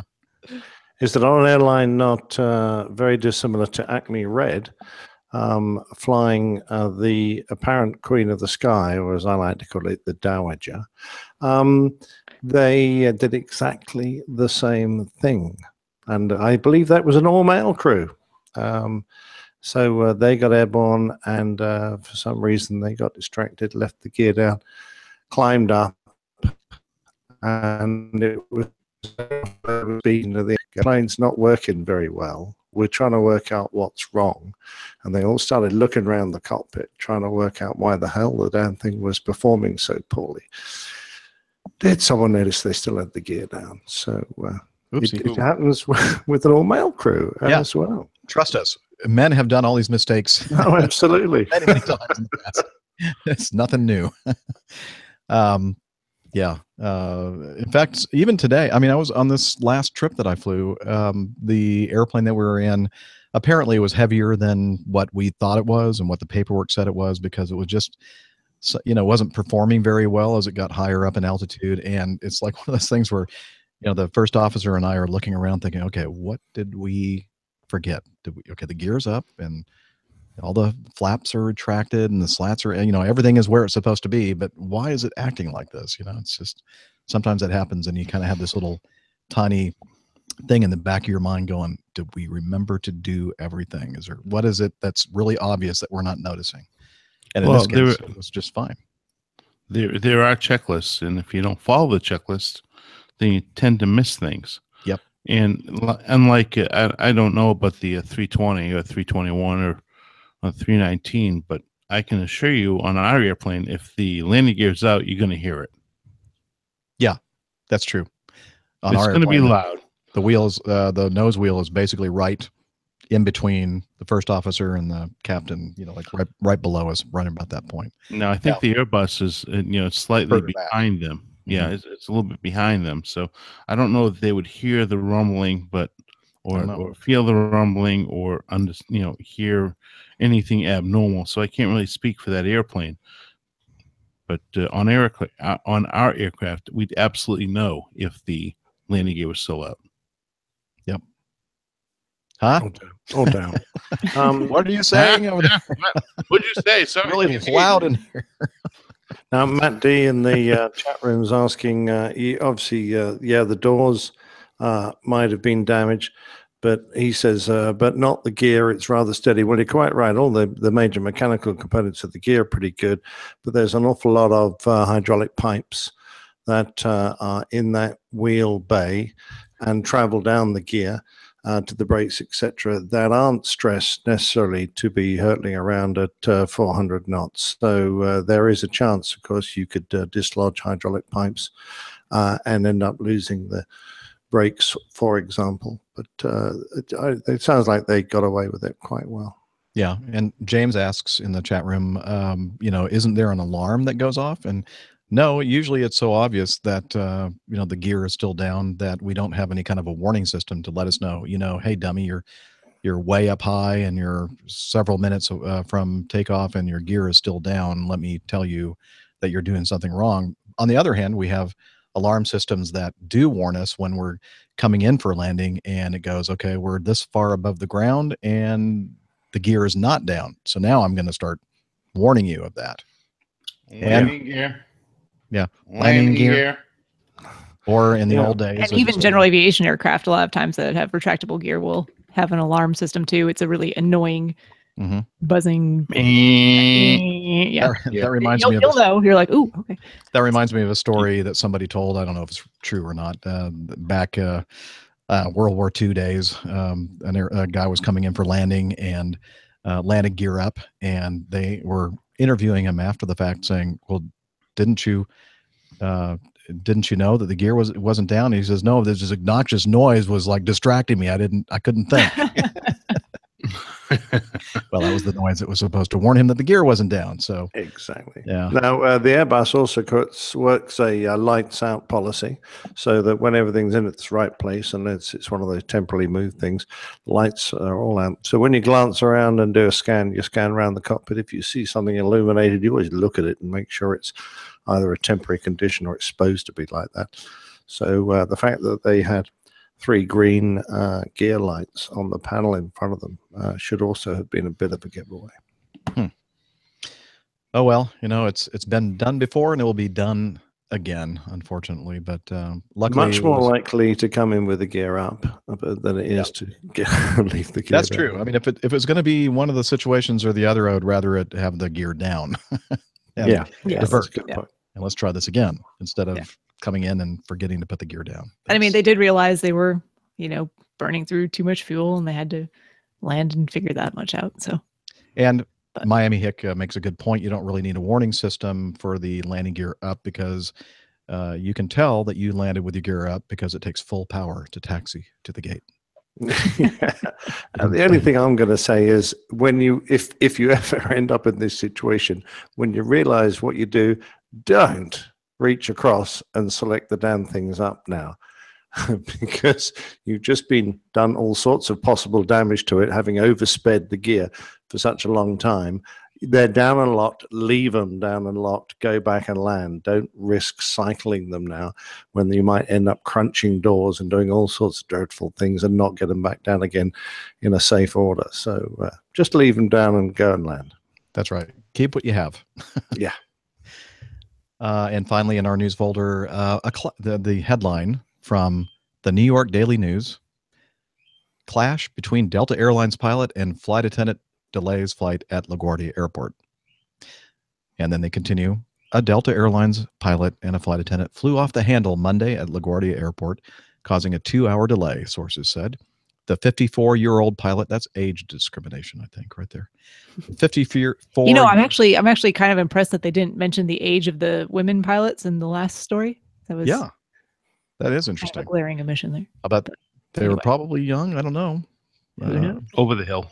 Yeah. The 54-year-old pilot had a dispute with a 26-year-old flight attendant prior to takeoff aboard the plane bound for Portland, Maine. So I'm thinking to myself, wait a minute, LaGuardia, Portland. I don't think that this airline flies from LaGuardia to Portland, and it doesn't. It's the regional carrier that it has an agreement with. So it was not Delta Airlines. Although if you fly on this airline from LaGuardia to Portland, you'll think that because your ticket says Delta and everything that you look at says Delta, the uniforms kind of look like Delta uniforms, but guess what? It's not Delta. It's a connection carrier and affiliation with Delta. But regardless, this should not have happened.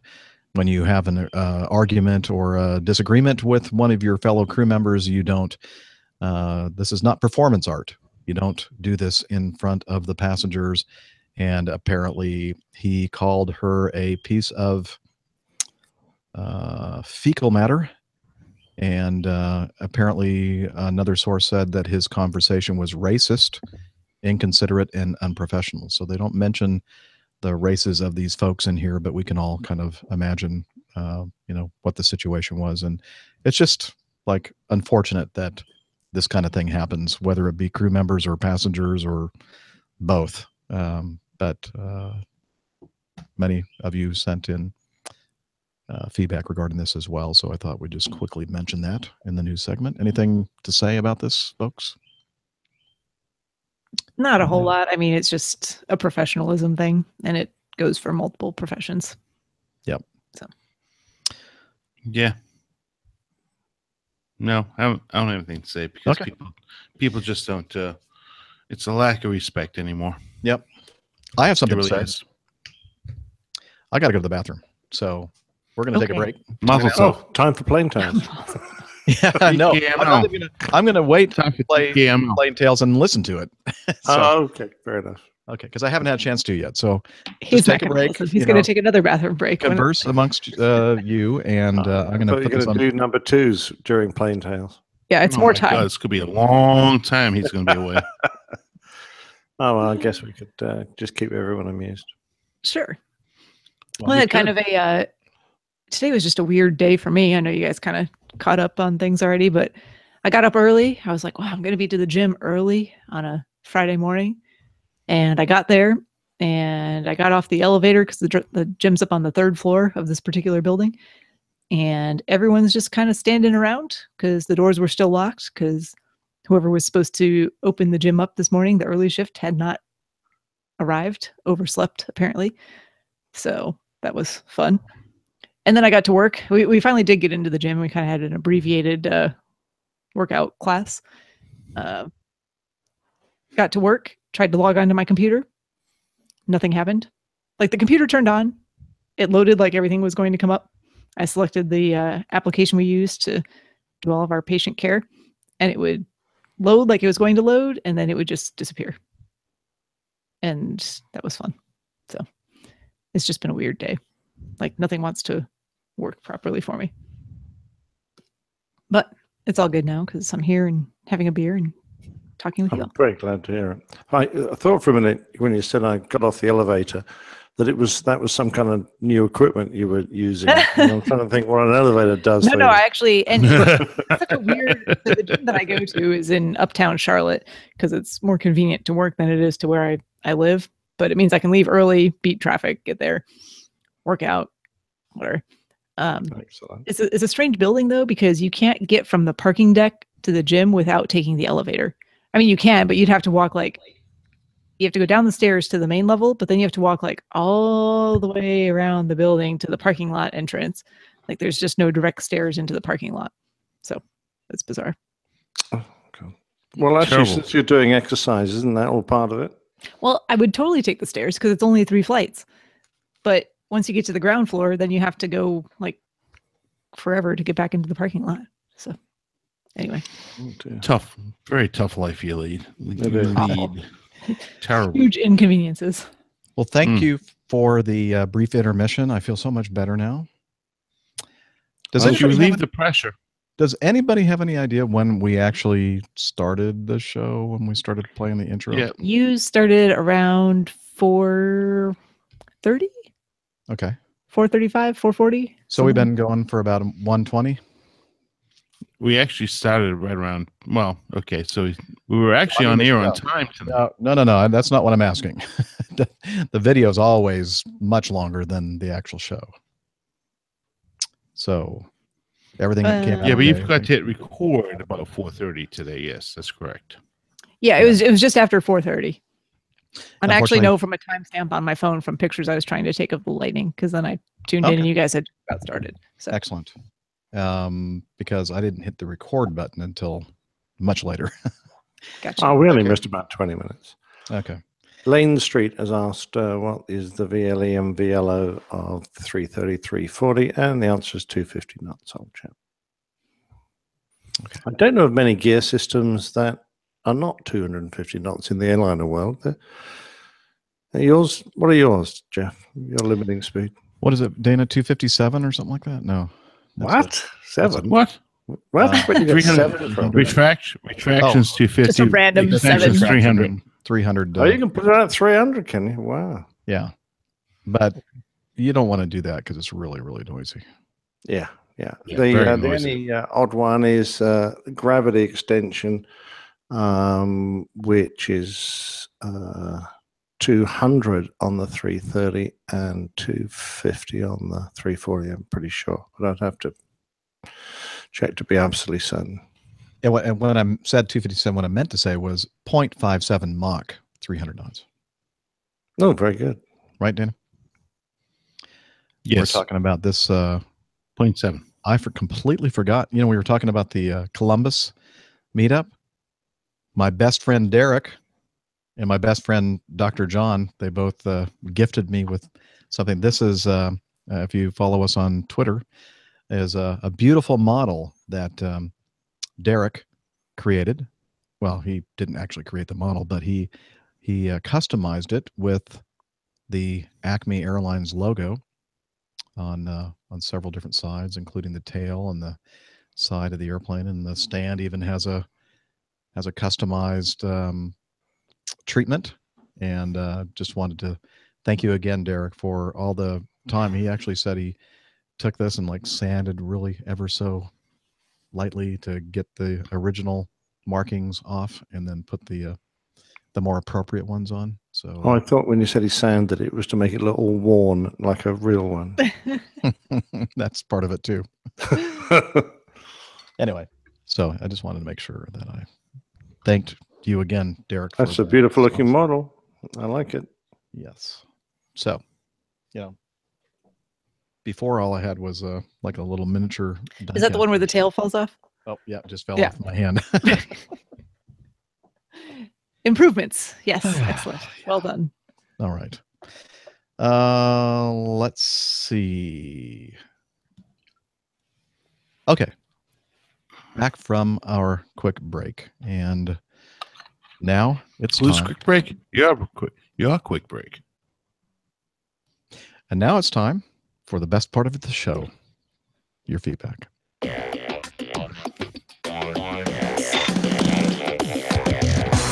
Captain, incoming message. Okie dokie. Let's start by visiting the feedback folder where I'll see this from Frankie. Good afternoon, APG. I hope you're all well. My name is Frankie. I've been listening for over 6 months now and have listened back to episode 200. Needless to say, I think I have the dreaded, where is it?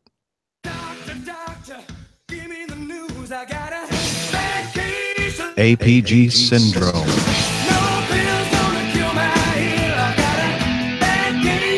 APG syndrome. We're sorry, Frankie, but you're not alone. Many out there listening right now have it, and we're still working on a cure. Steph, any updates on the In progress. research? Okay. In progress. Okay, So. good. Yeah, your coffee fund donations actually go to Cure. So Really? You didn't know that, but yeah, and it would be nice if they were tax deductible, but they're not. they're not. Sorry. Yeah. He goes on, it's been my lifelong dream to become a pilot, first in the RAF, the Royal Air Force, and then to join an airline. But due to me completely losing my sight over a 6-week period 12 years ago when I was 20, it looks like that may have been set aside unless I fly Airbuses with the buttons for takeoff and land. Only joking. Actually, my favorite aircraft is the Airbus A340-600. Huh. Sounds like he's sucking up to Captain Nick to me. We can do with some of that. There's too much boing around here. So Donald Douglas. He goes on, if you will allow, I have a question and a funny story about flying blind. Captain Nick, you mentioned that Lagos. How'd I do? Yes, not bad, Jeff. Usually you say Lagos. I know. Lagos. Well, it's L.A., so I'm thinking that's... Yeah, there's no R in it. Huh? No, he never puts an R in it. I never put an R in things. Lagos. You do that. So, you have lots of R's. Like you have a very big R's. But when we do, no, when there is an R in something, you'll hear it.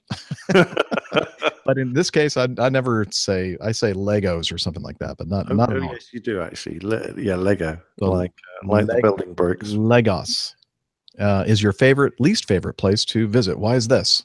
Back to his feedback. So, Nick, why is Lagos your least favorite place to visit? And never Lagos. I just want, that place, and Lagos. And just remember that there could be some people listening. Well, that's exactly what what take offense to it. tread a little carefully here, because you know, we all have our pet likes and dislikes. I mean, New York has some airports that are pretty third world. Lagos Airport, they work very hard to maintain a safe possible environment as they can, but without a doubt, I'm sorry to say that Nigerian airspace, just statistically, let alone by personal discovery, is unfortunately not one of the safest countries in the world to fly. So that's obviously one area. I prefer flying to countries where the air traffic control and the aircraft that operate there don't have quite as many accidents. So that's kind of one area. The second is that it's unfortunately not one of the safest countries in the world. It's certainly not one of the most dangerous. And of course, actually, the city is fine where we go, but it's one of the few countries where we have, darkened glass in our crew transport, and we have police vehicles in front with lights flashing and armed guards. And when we go to our hotel, it's in a armed compound, and we're told by the company we shouldn't leave. So that, and combined with the possible health problems of catching malaria, Nigeria and that part of Africa is unfortunate with malaria-carrying mosquitoes, which have the falciparum strain of malaria, amongst other things, which is the one that gets in your brain, the really nasty one. So it's from that also, it's not one of my favorite places to go. But having said that, you can catch West Nile fever in New York. You can catch malaria somewhere around Gatwick. It's not common, but in the past we've had people go down with malaria there who live there and have never been abroad. And that's only because, of course, occasionally you get a malaria-carrying mosquito gets off an airplane and goes and bites somebody. So, yeah, there are hazards all over the world, and we shouldn't really pick on one particular country, but those are the main reasons why I'm not a great fan of. That's the reason. Malaria prevention is the reason why I drink a lot of gin and tonic. The quinine, yes. The quinine. Quinine. Different pronunciation. I'd drink quinine if I were you, not quinine. I'd drink quinine. What's quinine? And that's the way we pronounce it, Nick. I don't go to Legos. It's Lego my ego. So basically, Lego my ego. Getting back to Lagos. Lagos. What am I saying? So when I'm saying it, you say Lagos. What are you saying? It's Lagos. Lagos. I don't hear any difference. As if it's L-A-Y. Lagos, not Legos. You're saying Legos. It sounds like not Legos, like you find at the at Toys R Us. It's not Legos. Okay. It's Legos. The African city that starts with an L. Talking about now, and so basically 3 safety-related things: flying safety, health safety, and machine gun safety. Crime safety, right? Yeah, so, physical safety. There's a lot of terrorism and a lot of disruption goes on. That makes sense. Okay. So he goes on. If you will allow, I just read that. Never mind. My fellow blind friend told me a funny story about when he flew a couple of years ago. He was flying out of a smaller airport with his trusty guide dog for work when the dog started whining. He knew this meant that the dog needed to go to the toilet, but having passed security and sat in the gate area, it was not apparent to him the best spot. He then found a member of airline staff to help. Overhearing the conversation, the flight crew for the return leg was standing next to him and the airline staff member and heard the problem. Fortunately, the pilot loved dogs and stepped in to help. You can all see where this is going. He said that he would take the dog outside onto the apron to find a spot to do his business. My friend was really grateful and handed over the dog. 10 minutes later, my friend sat waiting, thinking it doesn't take his dog this long to normally pee. And then he heard a commotion over by the door to the gate. To cut a long story short, apparently there were a number of passengers refusing to board the aircraft as they had seen the aircraft's captain walking around outside with a guide dog. When I was told this, it really made me chuckle. Yeah, I've heard that. I've heard that joke, I think, a few times in the past.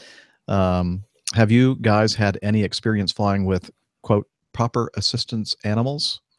Not those imposter ones like pigs, ducks, and monkeys. I'm thankful that I live in the UK where these animals are not common. I do plenty of flying for work and pleasure and hope to bump into you guys at some point. Pun intended.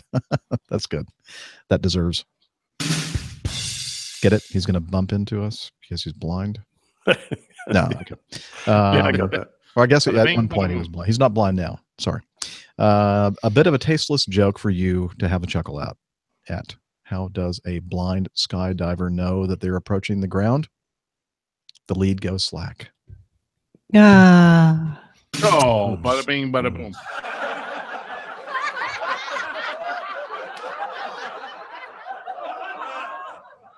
Okay.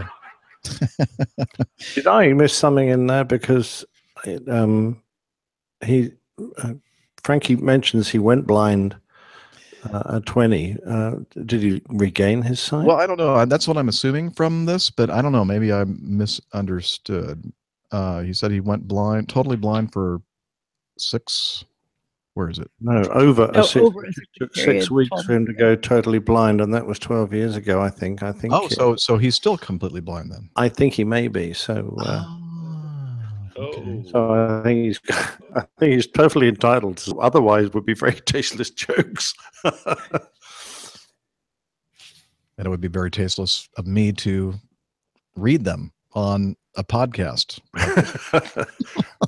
But I think you can get away with it. You can get away with it here because it's Frankie related. Yeah, Frankie told me to read this. It's his fault. Yeah.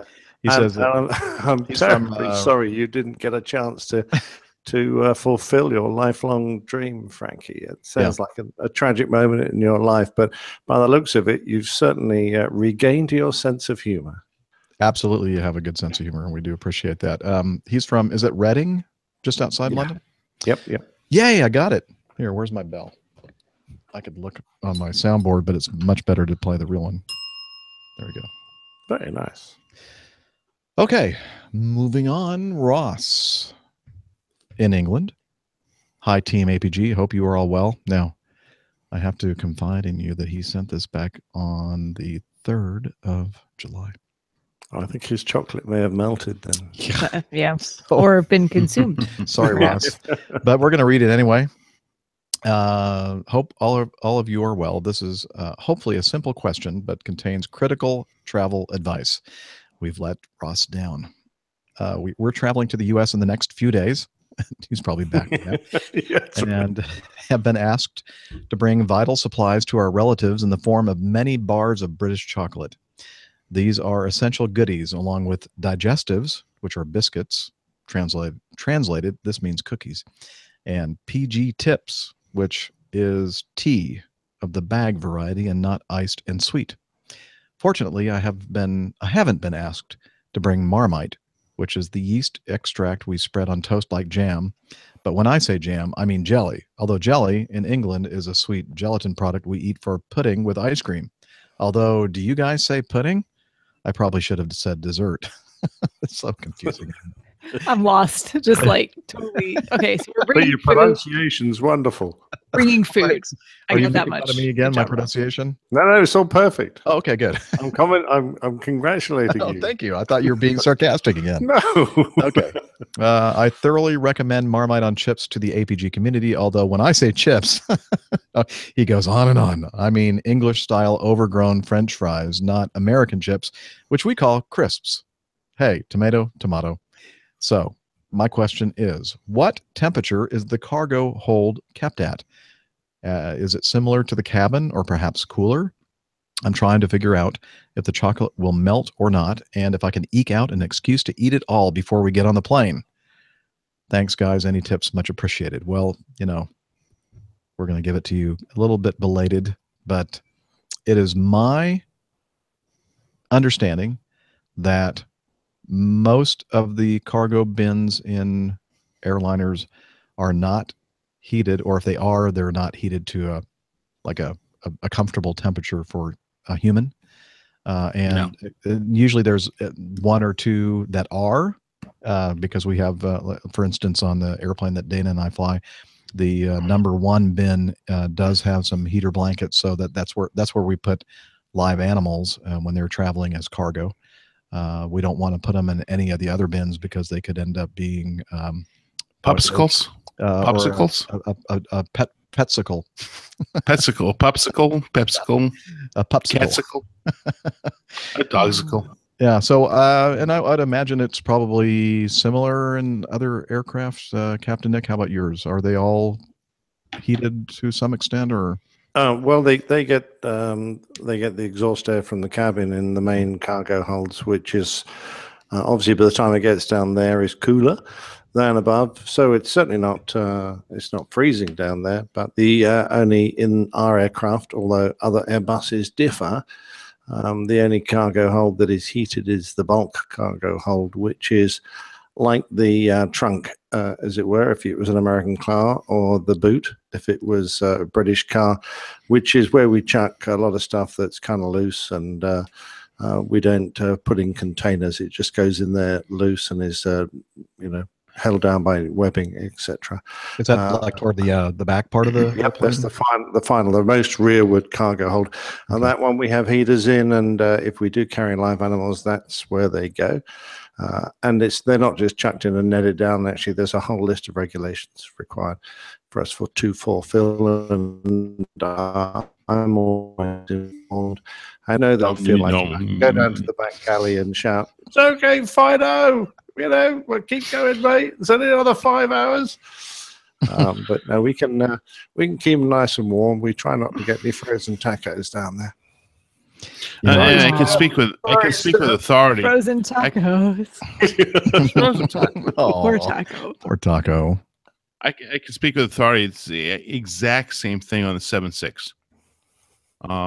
Only because of experience and being a former ramp guy, we know that on the 7.6, that's exactly the same place we would place the live animals, the pets, in the back bin on the 7.6 as well, because it's the only place that was heated.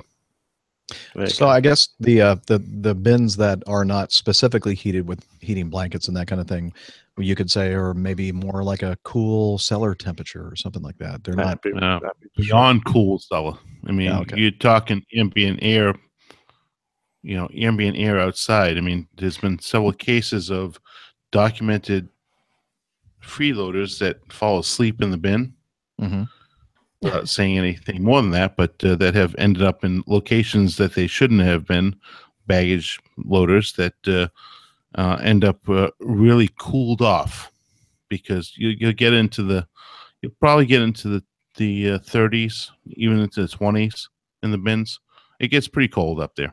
Mm-hmm. So not heated, and the ambient air temperature will affect the bin completely. But certainly our luggage never comes down with it frozen. I mean, no. I mean, it's it's above freezing down there. Yeah, it's above freezing, but certainly it's not going to be comfortable temperatures. No, it's not exactly first class conditions down there. No. Not exactly. No. Now, in stark contrast to those people that try to catch a ride on an airplane and they end up in the landing gear bay, where it is not only not heated, but it's not pressurized either. And, there have been a handful of cases where people have actually survived, I guess, because it got so darn cold, they kind of went into a state of suspended animation. And usually the younger, more fit folks who have managed to get themselves into these situations sometimes actually survive, if they don't fall out when they lower the gear. Gear goes down. That's happened a few times too, which is not Oops. pretty. Messy. Yeah, a little messy. Yeah. Kind of like a frozen taco. Miami Hicks, they're saying that last time he was on a Mad Dog, he took his pet with him, and he was able to feed him during the flight by dropping peanuts through holes in the floor. No. And he also said if the flight was on a 787, the chocolate would definitely melt. Yeah, everything. Those hot batteries. Yeah, that's one of the pluses of having those hot batteries. Kind of warms everything up. That's right. That's true. It's toasty. Okay, Nick, not Nick Anderson, but Nicholas Griffith writes in and says, he's also calls himself SoCal Nick, so he must be. Wait a minute, he says that he's in Northwest Arkansas. Maybe he was originally from Southern California. Anyway, A humid hello from Northwest Arkansas to you, Captain Jeff, Dr. Steph, Captain Rick, Captain Nick, Close Enough, Captain Dana, and all of the APG community. I've noticed that most, if not all, the MD-88's Acme flies into X-ray November Alpha, which is Northwest Arkansas Regional, here are equipped with new LED landing and fuselage lights. Have you flown aircraft equipped with these new lights? What's your opinion of the light system? Thanks for the amazing show you guys do. I'm a proud APG syndrome sufferer. There should be some APG syndrome t-shirts. Oh yeah, you're right. We should do some t-shirts. If you're going to suffer, suffer with pride. Keep the burners burning and the turners turning. Talons, Douglas. And again, this is, now he calls himself XNA Nick, not SoCal Nick.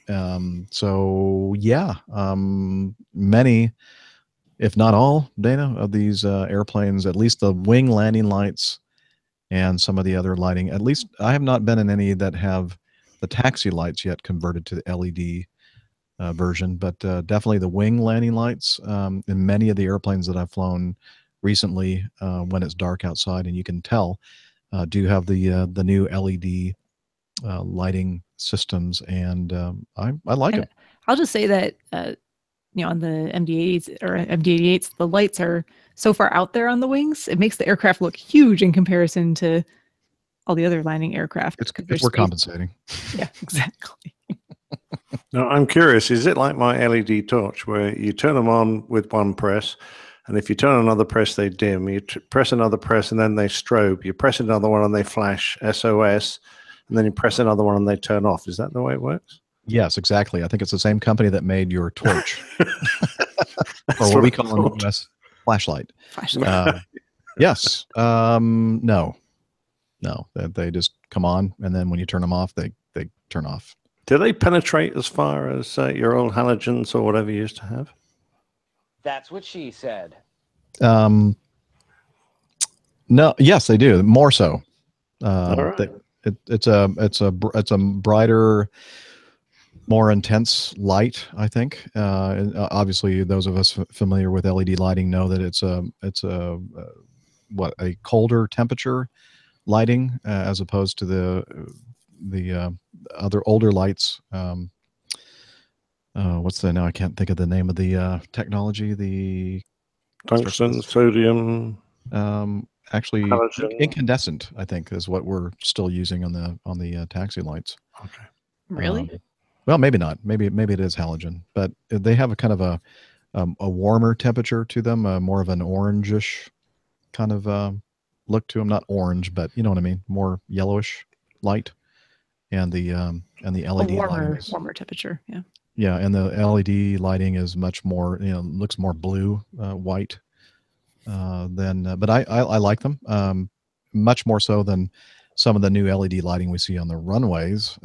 Although they've kind of worked all that out to kind of lower the intensity. Nick, were you flying when they first came out with the LED lighting at some of these airports? It's like, wow, could you turn them down? Absolutely.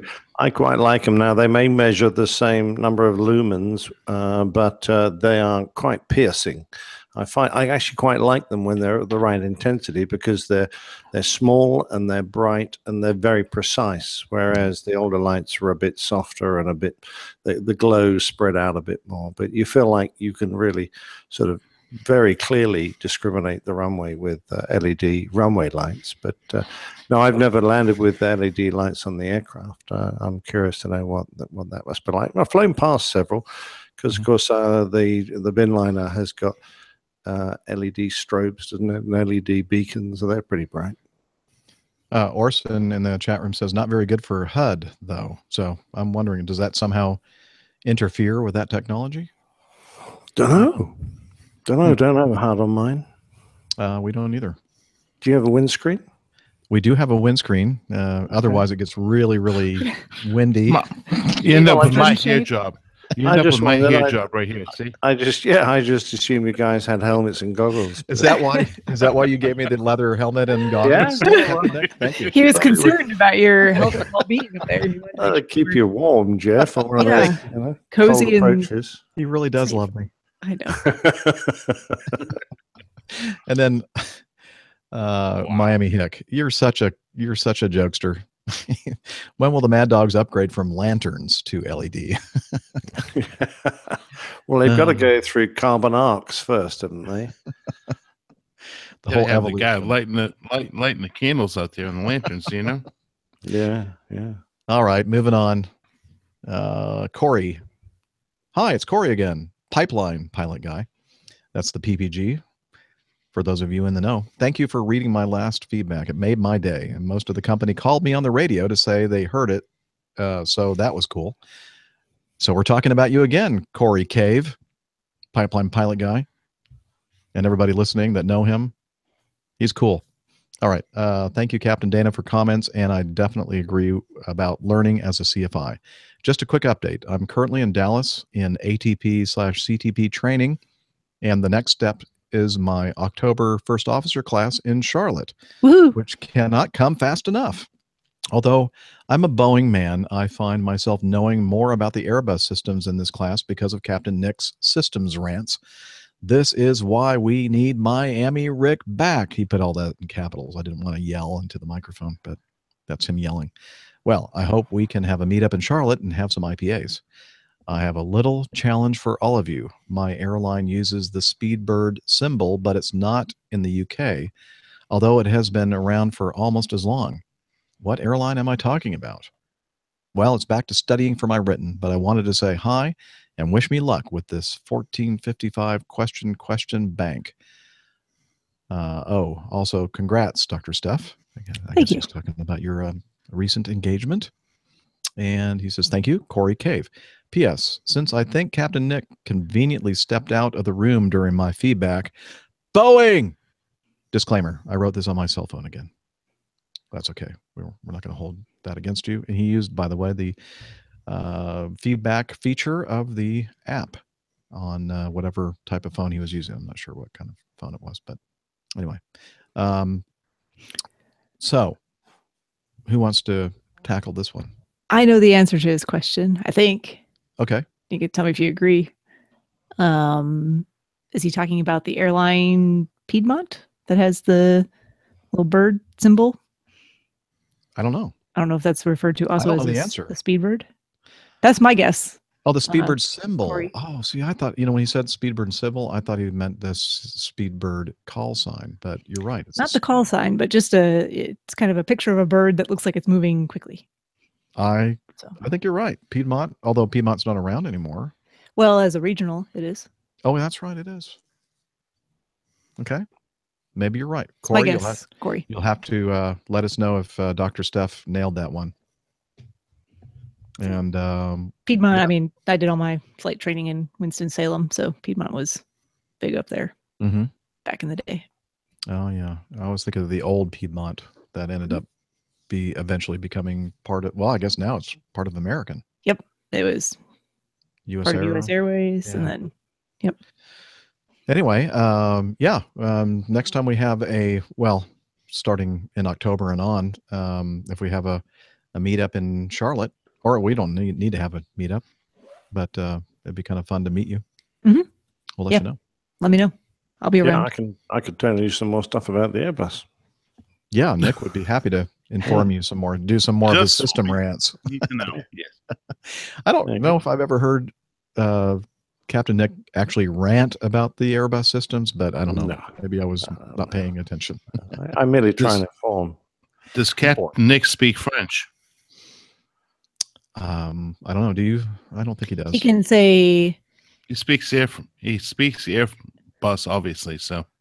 Franglais. Yes, I can do Franglais. Yeah. What is this? Yeah. This is my friend. We'll have 2 beers. This is my friend. He has the money. Yeah, 2 bières, s'il vous plaît, mon ami, votre pays. There you go. That's all you need to know. There you go. Perfect. And perfect. How about where's the toilet? That's another one. It's probably handy. Possibly. Où est la toilette? I think you're allowed to piss in the streets. Où est la toilette? Donde baño? Oh, no. La cerveza más fina. Donde baño? Oh, no. This does not sound French. It's Espanol. All right, continuing. Frick. We haven't heard from Frick in quite some time. He's Frack. back all the time. Frick and Frack.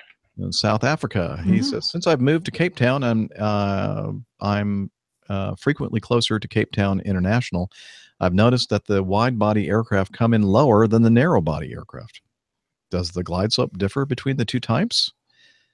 And so I'm thinking, scratching my head on this one. I'm thinking, I'm thinking it's probably an illusion, but an illusion? No, they come in the same height as everyone else. Yeah, Russian, yes. So I thought, well, I'm wondering, that kind of made me think about the 3-bar VASI system, which I don't really see very often anymore. I don't know, Captain Nick, do you ever encounter the 3-bar VASI installations anymore, or has everybody pretty much moved to the PAPI systems? I haven't seen one for quite a while, Jeff, quite honestly. I remember them when I was flying the L-1011,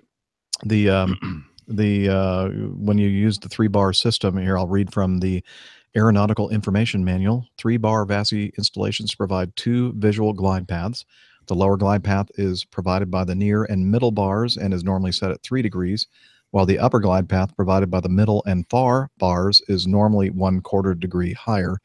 This higher glide path is intended for use only by high cockpit aircraft to provide a sufficient threshold crossing height. And so the L-1011, MD-11, 747, probably 340, 330s as well, would be using the higher glide path, and the narrow bodies would be using the 2 lower bars.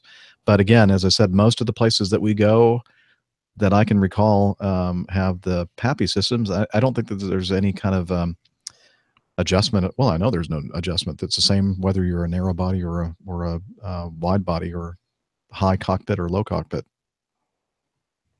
right? Yeah, I'm just looking at Cape Town now to see what they've got. They've got PAPIs. Okay, so and I don't think I've ever seen a 3-bar VASI once. Yeah, they're always at the bigger airports where you're going to get the big jumbos coming in. But I'm the only thing I can say, Frick, is that it may be just not an illusion, but an illusion that the bigger airplane looks like it's lower. Just the same way that it looks like the bigger airplanes appear to be flying more slowly because they're just so big. I don't know. Yeah, I used to go there regularly, Cape Town. We stopped there 3 or 4 years ago.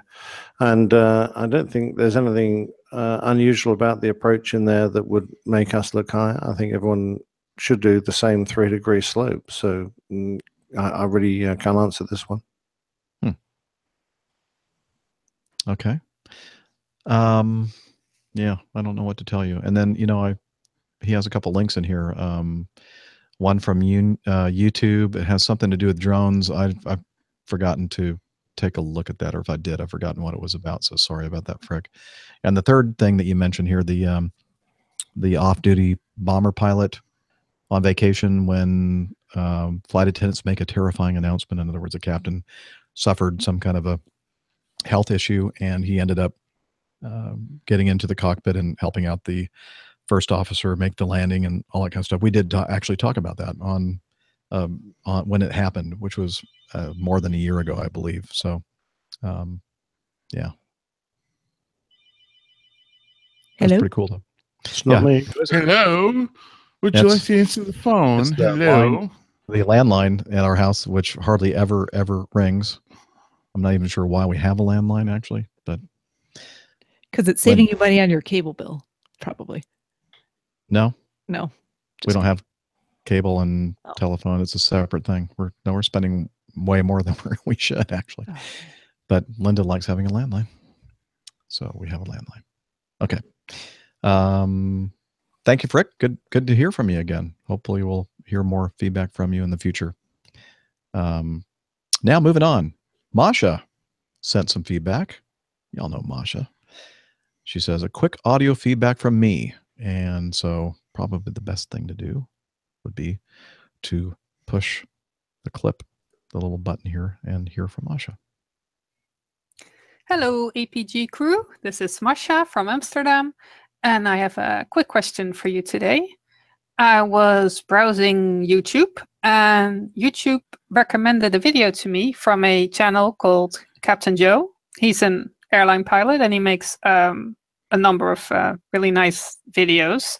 And one of the videos that I was recommended by YouTube, he talks about passengers applauding landings. Now, I remember when I was young and I would, take family holidays, this was a regular thing. Every landing, the whole plane would applaud. Nowadays, that's not so common anymore. So my question to you all is, when was the last landing that you got applause for? I look forward to your answers, and keep up the good work. Bye. So she sent a link in to the YouTube video that she was referencing. And I don't think, I'm wondering if I should play it without getting permission to play it. I'll play a little snippet of it. This question is an absolute classic. Can you hear the passengers' applause after a landing? 1383, runway 27, clear takeoff. United 1538, runway 27. This question always makes me smile because I answer with a question. Do you applaud the lady at the supermarket after she has scanned all your groceries? Most probably not. That would look pretty weird. But the question is, can we hear the applause?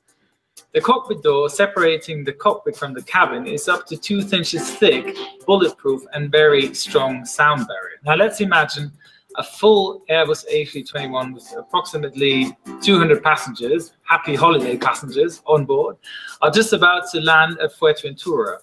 The plane gets shaken back and forth due to the crosswinds at the Canary Islands, and the pilot manages a very soft landing.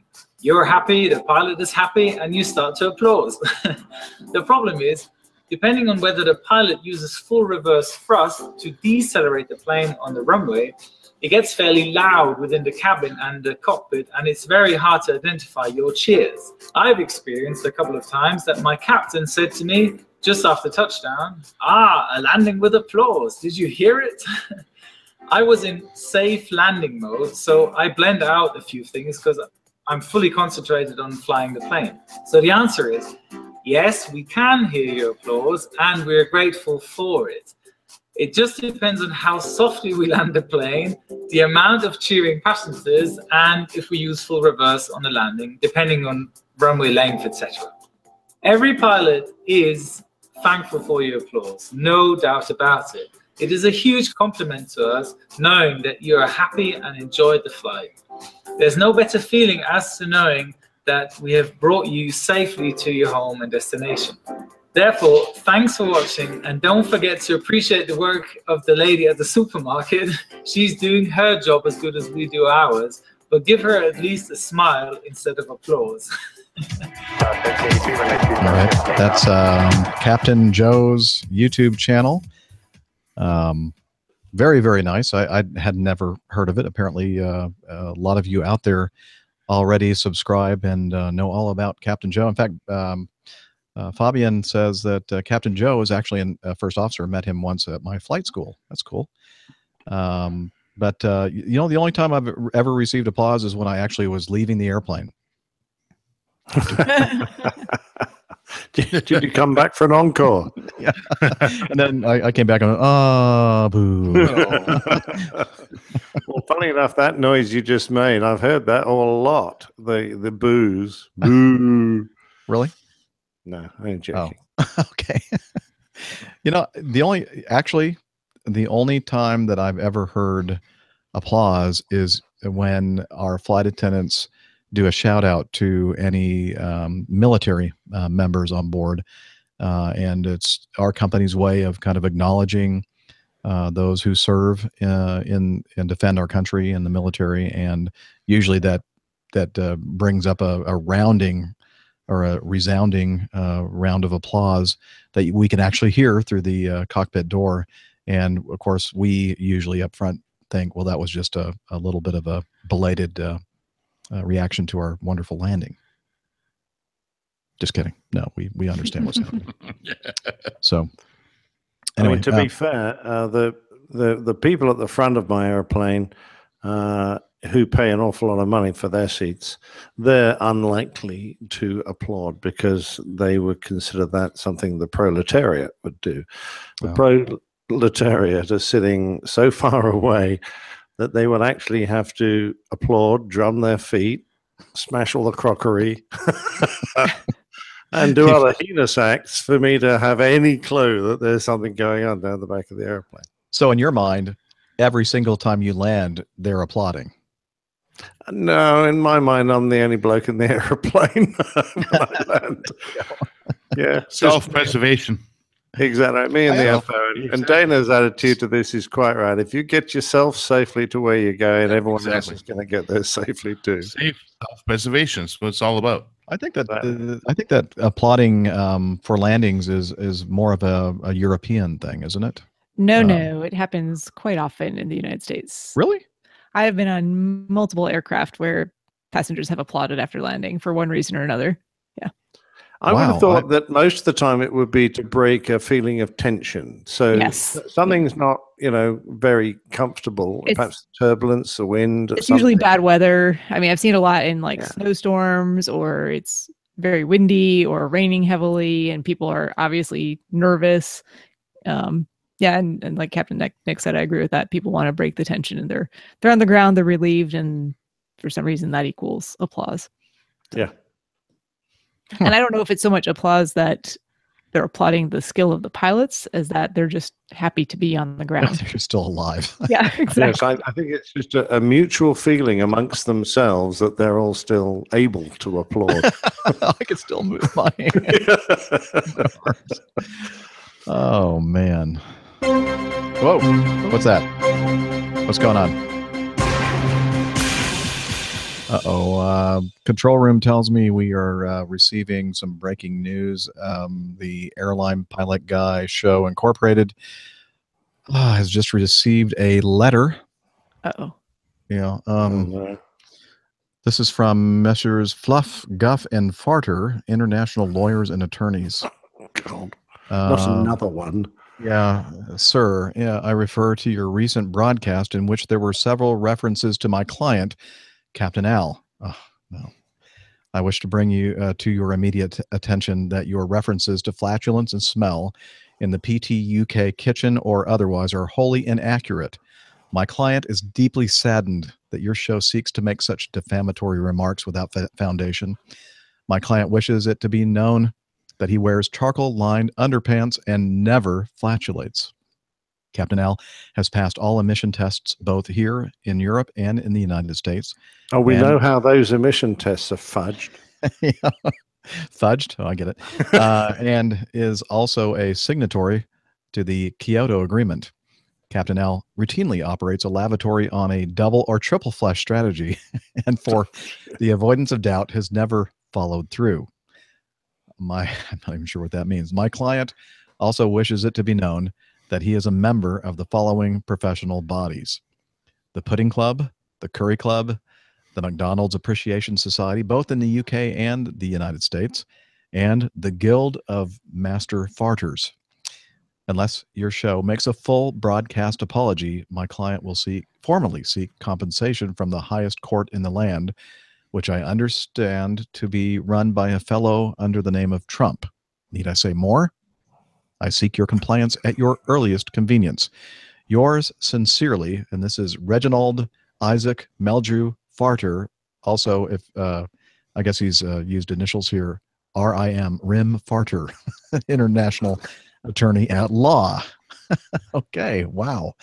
That's a bit deep. So I guess HR has conferred with legal counsel, yes. And yes, we would just like to quickly make a full and complete broadcast apology. Here you go. Done. We apologize. That's it? That's it. It is with deepest. Mm. Yeah, okay. They did not prevent us from bringing up the topic in the future, so. Oh, good point. Good point. Yeah, we just carry on regardless. As long as we apologize every time. Yeah. Yeah. There you go. So as soon as right before you say Captain Al, our apologies, Captain Al. Yes. Okay. Well, we'll have to mind our P's and Q's, I guess. Wow. Kind of like By the way, I can probably explain what following through means, but okay.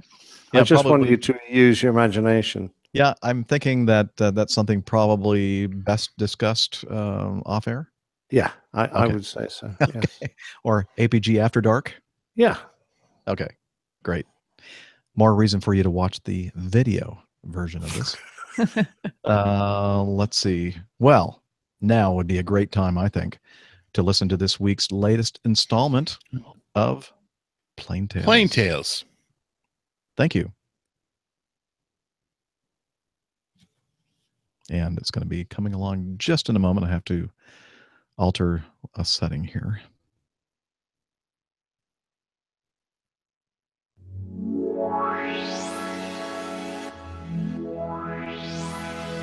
The old pilot's plain tales of degrees, knots, pounds, and things.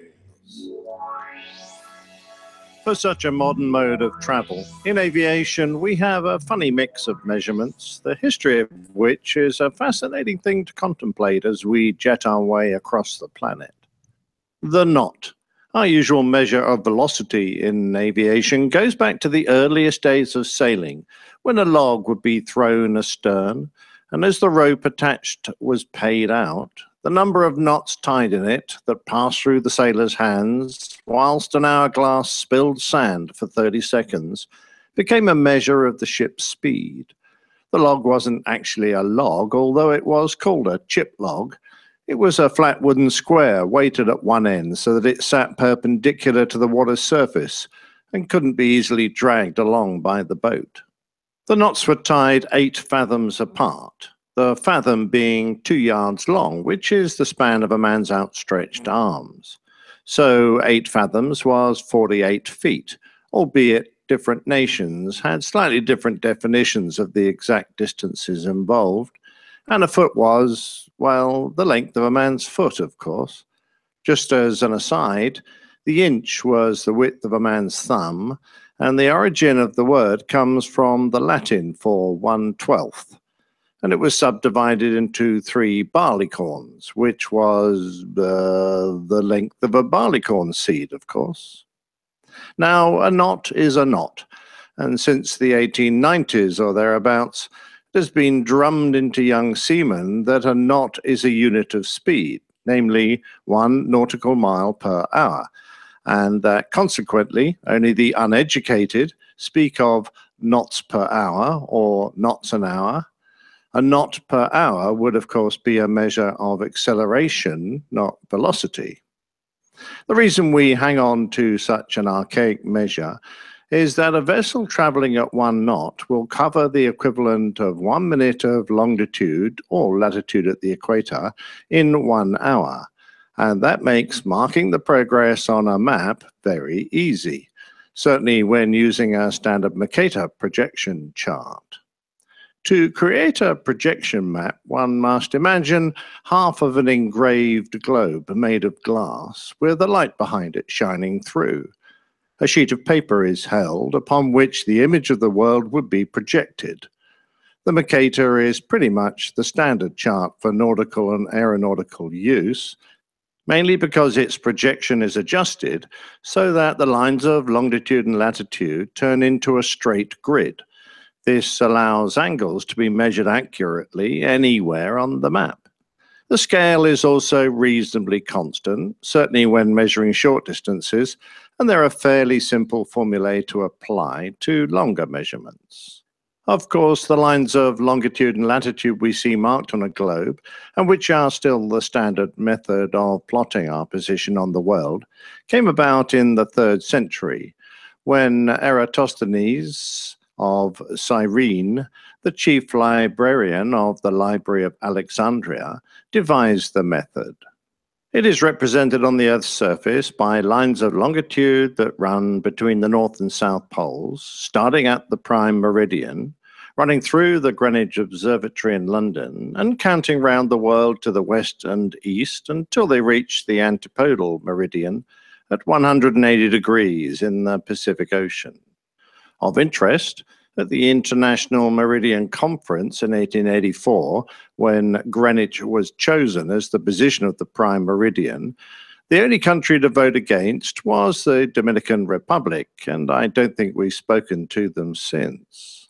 The lines of latitude start at the equator and circle around the world, growing smaller as they come nearer to the poles, but always staying parallel to the equator and finishing when they are at 90 degrees to it. Nothing, of course, could be that simple, and our problem is that the Earth isn't exactly a perfect sphere. It's a bilateral episolid, or as Sir Isaac Newton suggested, an oblate spheroid. In other words, it has a little middle-age spread. Luckily for most of us, we can usually ignore the equatorial bulge. Longitude and latitude are divided into degrees and then subdivided into 60 minutes, each of which is, at the equator or on a line of longitude, 1 nautical mile long. Therefore, multiplying 360 degrees by 60 minutes gives us 21,600 nautical miles, the circumference of the Earth. Divide this by 24, the hours in a day, and we get 900 knots, the speed you are doing while standing still on the equator. This speed obviously reduces if you walk towards a pole, where you eventually become stationary, just slowly rotating at 15 degrees an hour.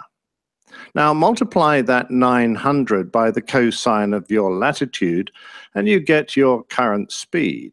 Sitting here recording this, I'm at 51 degrees north, the cosine of which is 0.62932, which multiplied by 900 has me doing 566 knots.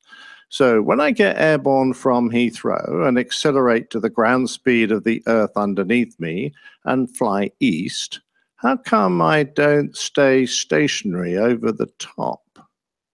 Of course, ships don't usually sail over the North or South poles, so the problems that occur when in those regions weren't really a problem for early navigators.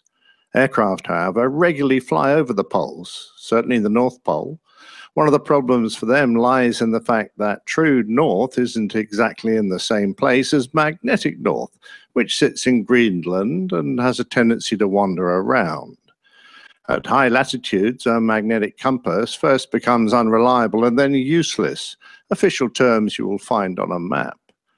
Luckily, someone clever, Elmer Ambrose Sperry to be precise, invented a gyroscopic compass that will, generally speaking, hold a heading. However, a gyro orientates itself to a fixed point in space and isn't tied to the Earth. So, since a gyro compass drifts as the Earth rotates under it, a mechanism had to counter its movement. In early devices, this was provided by a weight that would precess the compass at the same rate as the Earth moved, but since this amount wasn't constant with latitude, the maximum being at the equator and there being none at the poles, the amount of precession would need to be varied. In addition, the gyro compass is usually regularly updated automatically with reference to a magnetic compass, and this must be decoupled prior to polar navigation. Mr. Sperry overcame many of these problems so that aircraft could have a true north reference and could navigate over the poles using a simple square grid map orientated to the prime meridian until they came far enough for their compasses to be usable again. Nowadays, we still use grid navigation, but our headings are maintained by inertial reference units and global positioning systems. It certainly seems a bit odd using an archaic speed reference, such as the knot, in modern aviation, and the International Civil Aviation Organization has long tried to standardize the measures that are used in different nations. This started as far back as 1944, but in 1979, the International System of Units, SI, was accepted as the standard system to be used. However, since then, it has been recognized that there are some non-SI units which have a special place in aviation and which will have to be retained, at least temporarily. These are the nautical mile and the knot, as well as the foot when used in the measurement of altitude, elevation, or height only. Of course, many countries have opted out of the ICAO recommended practices and don't even use the alternative option to the SI units. Mind you, I'm pretty sure that the only country in the world that still uses the primary ICAO unit for height of meters instead of feet is China. Both the UK and the USA have their fair share of deviations from the ICAO list of standard units. The UK strangely still measure their runway lengths in feet, but their visibility in meters. Even more strangely, in the US, both runway length and runway visual ranges are measured in feet, but visibility is in fractions of statute miles. I have to ask, where do statute miles appear in other aviation measures? And if choosing to use a mile, why not a nautical one? Of course, the use of many units have grown up from habit and a natural resistance to change. After all, the pound is still standard in the States, whereas it has been replaced in most other countries by the SI unit, the kilogram, which is divisible by 10, and converting into tons is a simple matter of moving the decimal place. The pound, comprising units numbering 16, 12, or 14, depending on where you live and what you are measuring, is not nearly so convenient. The pound weight descended from the Roman libra, a term for a set of scales or a balance, which is why a pound is abbreviated to LB. After independence, the United States customary system was adopted, which was basically the same as the English units. However, the British units were overhauled into the imperial system. It wasn't until the late 50s that they came together again in the International Yard and Pound Agreement. However, in many areas, such as the military, science, medicine, and some government and industry sectors, metric units have been adopted, but aviation in the United States has yet to catch up. I can, to a certain extent, understand resistance to change, but I have flown different aircraft that measure engine thrust in actual thousands of revs, percentage of full power, and EPA. I've got used to hydraulic pressure in pounds per square inch and in bars, weights in pounds, kilograms, or tons, and I still fly in airspace measuring my height in either feet or meters. I have learned, however, that it doesn't really take too long to get used to a new system.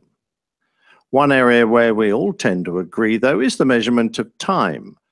Of course, we still have a potential confusion between Greenwich Mean Time and Coordinated Universal Time, abbreviated to UTC, after a compromise between the original suggestions of CUT, CUT, by English speakers, and TUC, TUC, by French speakers and the makers of TUC crackers. It is, however, effectively interchangeable with GMT. The use of GMT was established as far back as 1657 as an aid to mariners for determining longitude at sea. When sailing across the vast oceans, maintaining a constant latitude was relatively simple, since it could be found by observing the angle above the horizon of the sun or the charted stars. Longitude was much harder, as it involved a comparison of the Moon and Mars with their anticipated positions at a specific time using a quadrant. This was hampered by the movement of a ship and when the sky was obscured. As a consequence, when crossing the Atlantic, for example, it was relatively easy to establish how far north or south one was, but not when one was about to bump into land. After a number of disastrous shipwrecks, the British government established the Longitude Act, which offered a rich prize to the person who could demonstrate a truly practical method. A self-educated clockmaker from humble beginnings, in 1773, John Harrison invented the key element for measuring longitude, an accurate marine chronometer. His genius in developing a clock that could compensate for all the variables of temperature, pressure, humidity, and movement that occurred during a long journey was wonderfully documented in the book by Dana Sobel and the TV series on the BBC called Longitude.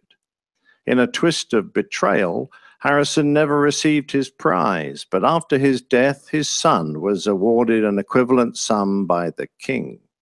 Harrison's original and beautifully crafted chronometers can still be seen in the Royal Greenwich Museum. For the concept of time zones, we have to thank the great engineer Isambard Kingdom Brunel, who, amongst other engineering marvels, built the Great Western Railway in 1840. Before that time, every part of England kept its own time, which varied depending upon the local measure of noon.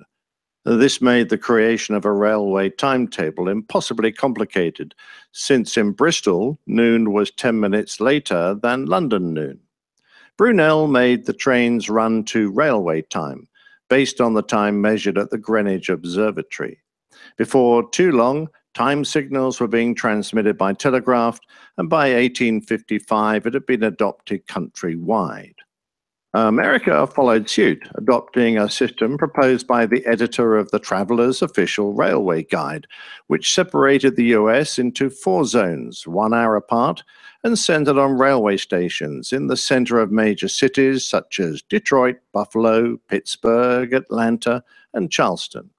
The system was inaugurated in 1883 and replaced with Standard Zone Time in 1918. The first practical concept for a worldwide time zone system was presented by the Scottish-born Canadian Sir Sandford Fleming. His first proposal for a 24-hour clock system based on a universal day of 24 hours beginning at Greenwich midnight was adopted in 1884, but his suggestion for time zones didn't come about for a while. When the 20th century started, most countries on the Earth still used standard time, but only a few used an hourly offset from GMT. However, as communications improved, both electronic and physical, by 1929, most major countries adopted a standard offset. Nepal was the last when they moved slightly to UTC plus 5 hours 45 minutes in 1986. Not all countries use a standard whole hour offset from UTC.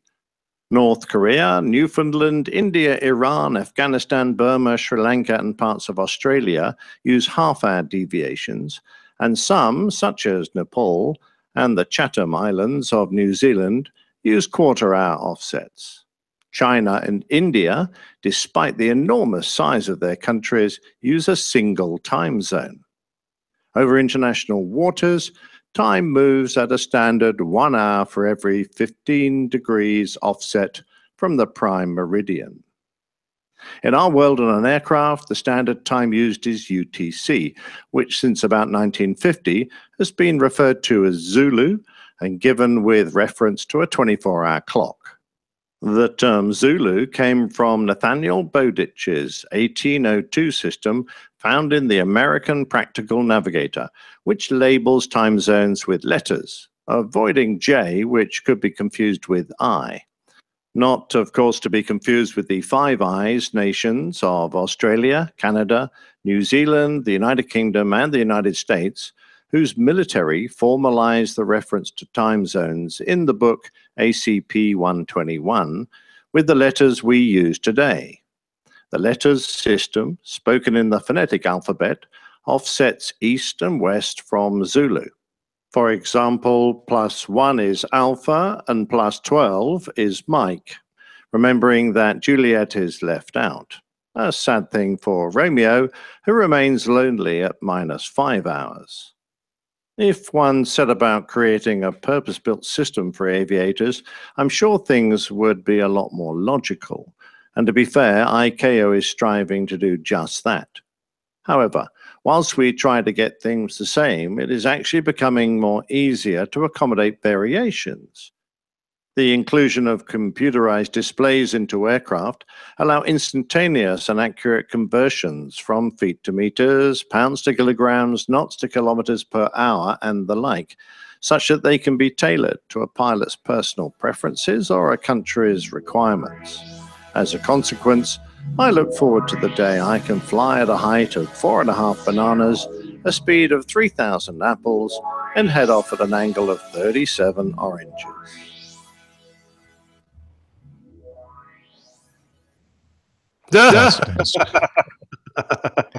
Fascinating stuff.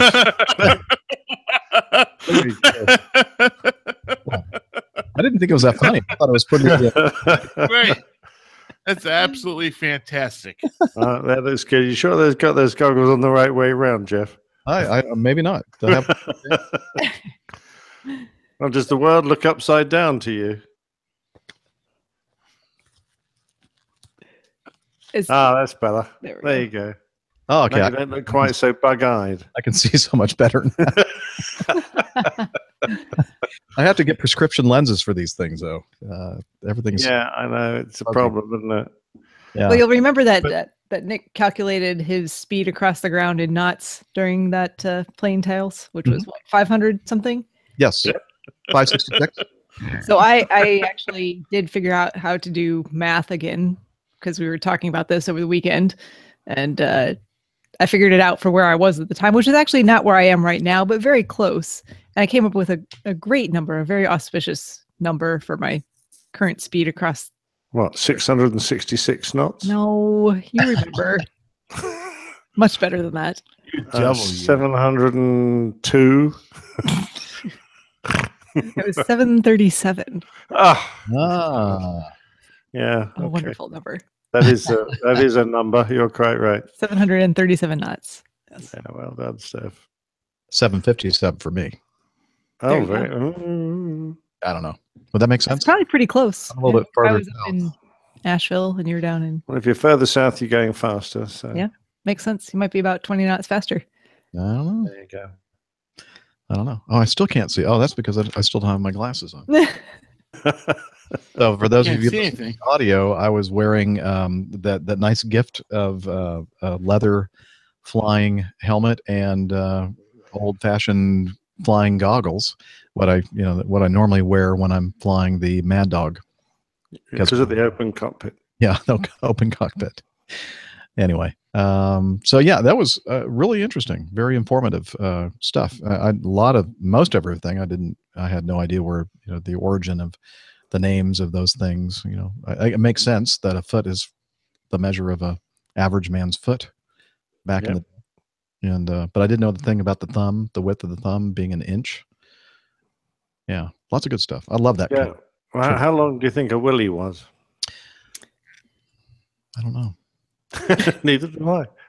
I'll have to ask Steph. She might know. No comment. Yeah, I'm not going to go anywhere.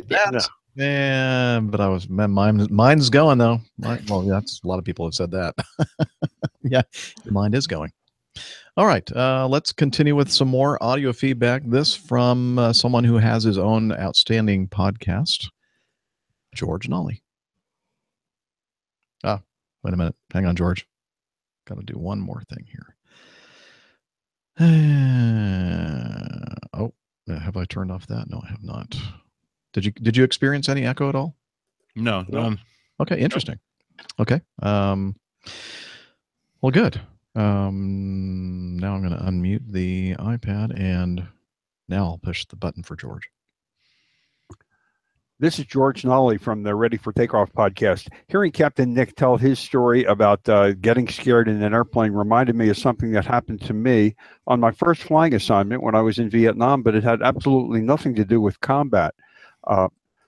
But first, let me digress for just a second. 50 years ago, when I was in pilot training at Laughlin Air Force Base and throughout the Air Force, the latrines always had magazine racks on the inside of the door of each stall, and they would have flying magazines in there. So I guess that was a way of teaching us how to multitask. We could read about flying while we were doing our business, and I know Dr. Steph is going to say that's a very unhealthy thing to do. Anyway, I read an article in one of the flying magazines about a maneuver called the Box Canyon maneuver, which is something you do if you're out of ideas and you have to turn around in a box canyon. So I was at Da Nang flying O2s, which is the military version of the Cessna 337, and I was sent up to do a functional check flight. where we would check airplane systems. We would take off out of Da Nang, which is on the coast, and go out over the ocean and do these checks. So I took off on runway 35 right and entered clouds at about 700 feet as I turned off to the east. And with only 300 hours, I really felt like a grown-up as I was flying on instruments, and it was really cool. I flew a heading of 090, and suddenly trees rushed up at me that I saw out of my peripheral vision, trees rushing up at me, and I instinctively did the box canyon maneuver, which is pull the nose up as high as you can, unload the 0 Gs, and then stomp a rudder and let the airplane switch ends. And I did that, came out the bottom of the clouds over the ocean, and then tried to figure out what had happened. And what happened was my compass had precessed. I looked at my whiskey compass, my standby compass, and it was 90 degrees off. And I had, on a heading of 090, slowly been turning to the left and almost hit Monkey Mountain, which is a 2,273-foot peak on a peninsula that juts out to the northeast of Da Nang. So hemorrhoids be damned. Learning how to multitask saved my life. Oh, wow. Yeah, I've seen a compass system precess or completely give erroneous information once or twice in an airliner, and it's kind of disorienting at first. But in both cases, we were not IMC. I can imagine that got your attention. Oh, for sure, that would. I mean, I seem to remember the basic compass systems, gyro compass systems, I had when I joined the Air Force. The only indication that the magnetic sensor was still feeding accurate information to the compass was that it used to flick a little dot cross. There was a little doll's eyes to flick between a plus and a minus sign, and we call it dot crossing. It meant giving, it was on heading. If it stuck on either a dot or a cross, it meant that it was trying to push the compass. And at the moment, the gyro compass wasn't reliable. But it was such a tiny little instrument, just this tiny little doll's eye at the bottom of the compass. And you very rarely looked at the damn thing. So the chance of spotting it if it wasn't accurate were pretty remote. Any experience, Dr. Steph, with precessing? Oh, sure. In general aviation, aircraft likes to precess all the time. And don't put your iPad right next to your compass either, because then that won't be giving you accurate readings either. And then you'll be very confused. So this is a damn great big Earth magnet. Is that right? In the iPad? Yeah. Yeah. So I've made that mistake too. Like, step flying around in circles. Nothing makes any sense here. What's going on? But truth be told, the iPad is far more accurate. Well, yeah, but I mean, compasses. so let's back up. So this was a completely VFR day, like no chance of flying through clouds into any unseen terrain or anything like that. But all of a sudden you're looking and you're like, well, that doesn't look right, and that doesn't match up, and what's going on here? Like this doesn't jive with my knowledge of the local geography and the direction I'm supposed to be heading, and then you go, oh, the iPad is sitting directly underneath the compass or directly on top of the compass. So, yeah. There you go. That's the answer. So you do not recommend that? I do not recommend that. No. Okay. Yes. Just to be clear. I love the sound of that box canyon maneuver. I mean, doing that on instruments in cloud, that's a pretty impressive feat. So I've got to take my hat off yet again to one of our listeners, in this case, George, because I don't think that would be something I would like to attempt. Yeah. So what do you say? So you pull up and then unload and then full rudder or whatever, and yeah, hope for the best. Yeah. Never heard of that maneuver before. Interesting. Kind of like a hammerhead stall or something. That's what I was thinking. It sounds like a hammerhead. Like you pull up and then you wait for, I don't know. Yeah. It's interesting. I'll have to look it up more. Yeah. Well, thanks again, George, for sending in the feedback. And wow, I mean, he's just cranking out, I think, a couple episodes a week over there at Ready for Takeoff podcast. Make sure you check it out. We talked about, I think it was last show, maybe the show before, about that Chinese family who snuck the little 4-year-old child. Yeah.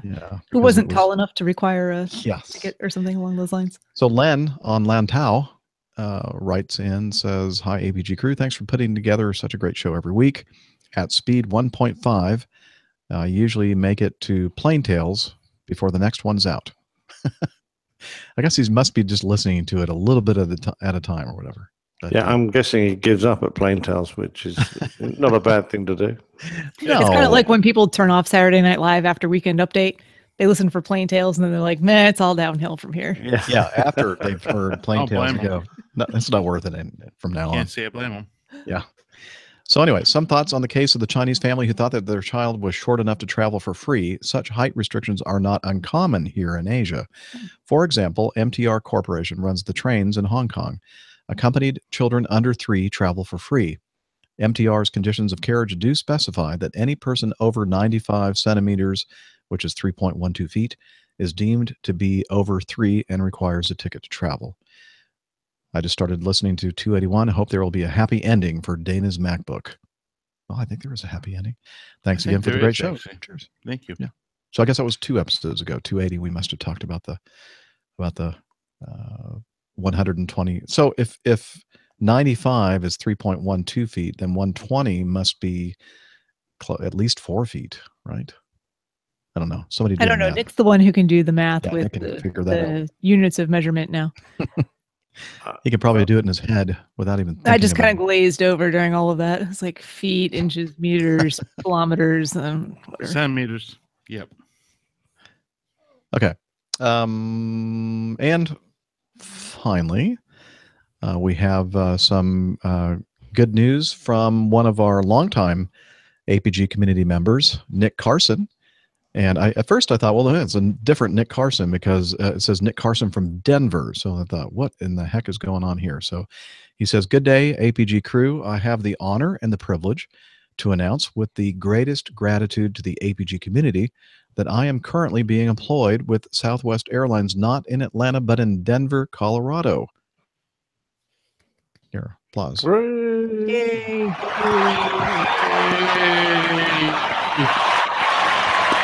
Congratulations, man. Congratulations. Yes. Okay, let's see. He says, "I'm in the process of getting an airport security badge, which takes 2 months from beginning to end." Wow.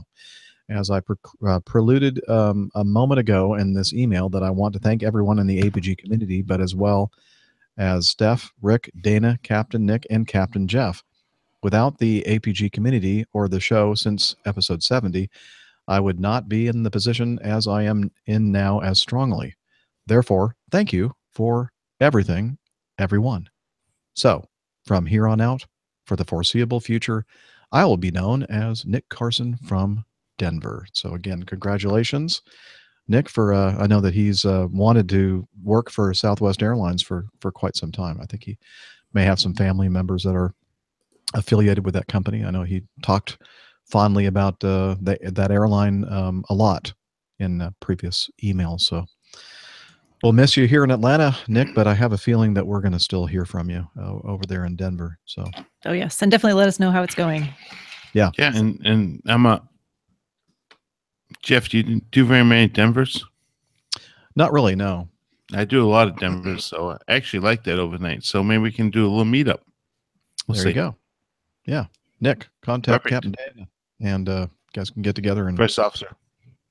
And First Officer Dana as well. Soon to be Captain. Anyway. No, not so soon. Yeah. I know you really want to go. We were trying to end this on a high note with Nick's good news and just. But another year. It's good news. Yeah. Yeah. Eventually. All right. Anything else, guys? So how long have we been going here? About 2:45, you think? Something like Pretty that? close. 2.5. Yes.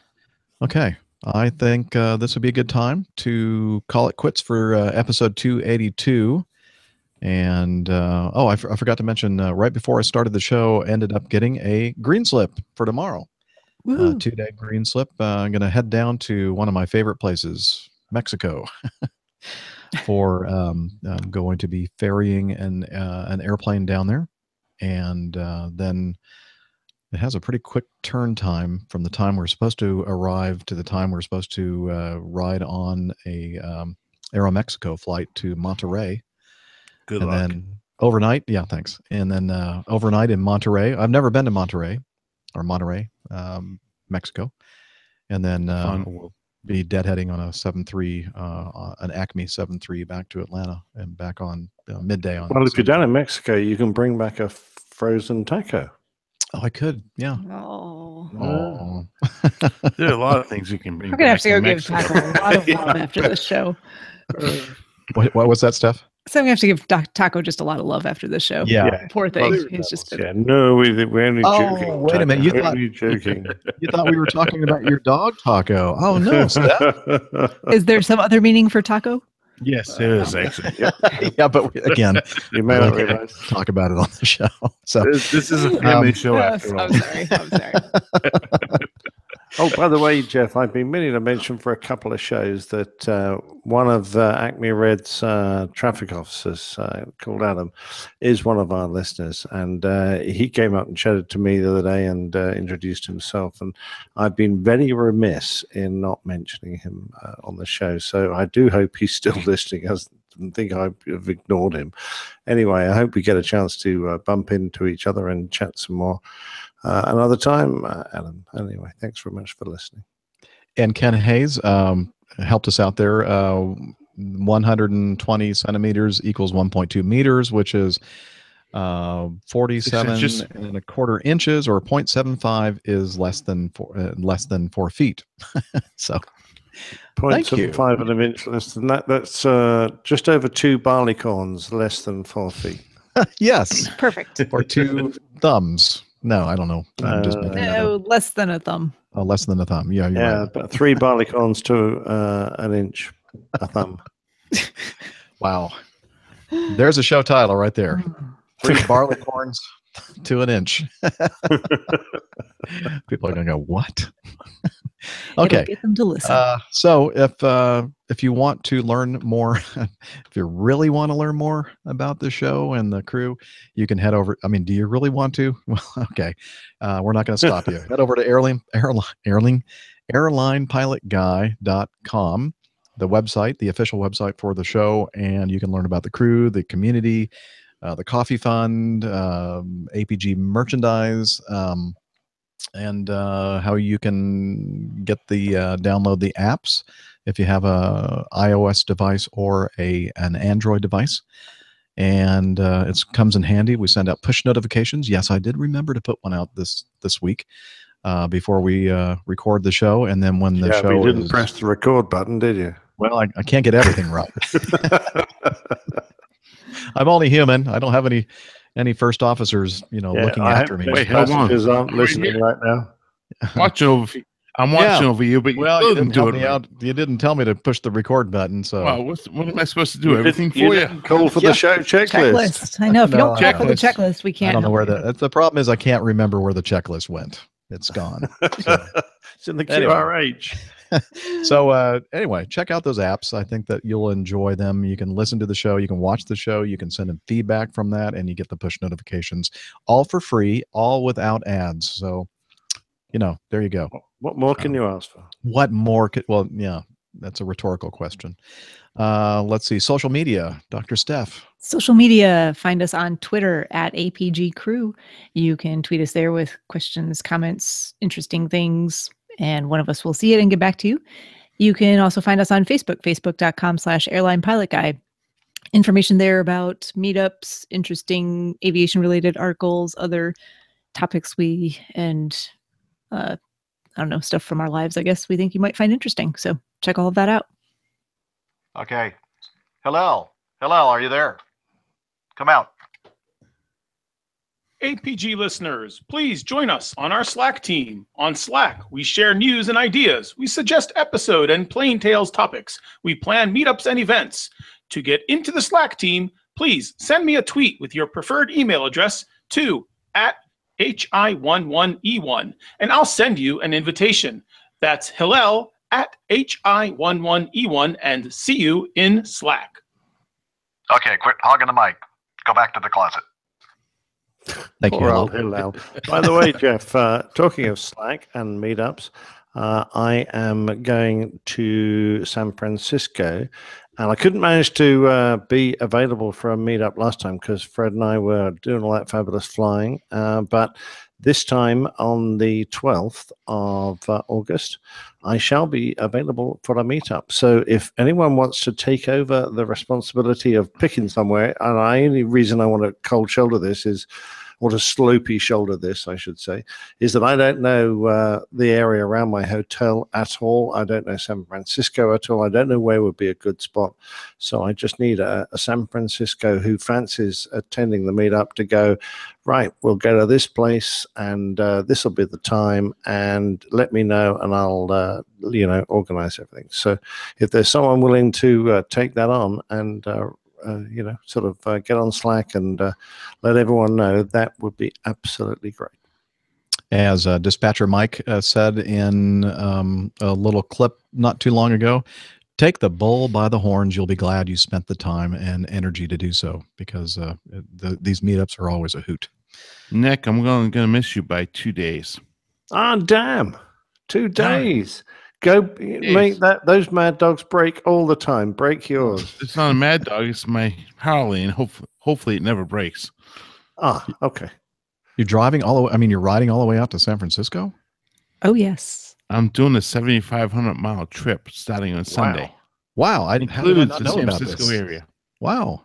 Okay. Wow. Yes. Well, and you can't stick around 2 days to wait for me? Oh. Well, Well, He's got a scheduled vacation. I'm heartbroken. Dana's going to be live streaming the whole thing, so look for him on his YouTube channel. Yeah. So, well, I'm sorry I won't be able to join up, mate. I was that would have been great fun. Yeah. Well, I'm actually hoping to have my Apple back tomorrow night so I can bring it with me on the trip, so I can hotspot and join the podcast at some point. Nice. Don't drop it off the bike. Weeks. That's what I want to do. Yeah. That's the whole reason why I want to get my iPad back, so I can my MacBook Pro back, so I actually created a hotspot on my phone and changed my cell plan so I can have a hotspot, and hopefully over the next couple of weeks when we're going to have a show, I'll be able to join you remotely. All right. Well, that'll be fun. Great. Wherever I am. Okay. Well, with that, I think that we covered everything. So until next time, wishing you clear skies, unlimited visibility, and tailwinds. Take care. God bless. Cheers, y'all. Talons, Cheers. Douglas. L'chaim. Boom. All right. You know, we ought to explain every now and again, just once in a while, what Talons Douglas means. Just let it go. Let it go about 50 episodes or so, and then Yeah, exactly. People must be by now scratching their heads, going, "The hell?" Talons. It's Talons. And just so if you're wondering right now and you're watching us live, it's because that's what happens when you end up turning on the captions, I think, right? Or no, it was Google Voice. Oh, Google Voice. Oh, that's right. Yeah. Yeah. Although, if you want some entertainment, you go to the video, which, by the way, is in the show notes for every show, and you can click on it there, or you can just subscribe to the YouTube channel. Turn on closed captioning, and the Google YouTube translation service sometimes comes up with some quite interesting things that it thinks we're saying. It's not perfect. No, it's not perfect. Well, I actually think they're better than the things we're actually saying.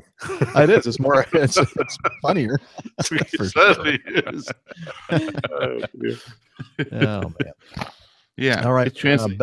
Benedict, glad you could join us on the live stream. I noticed throughout the show there were some people saying, "Yay! I finally made it to a live recording of this." Trent, I noticed you asked about Louisville. And I don't have any plans for Louisville. In fact, I didn't even realize I was going to Louisville. Let me look here on my schedule. When am I doing that? Surprise.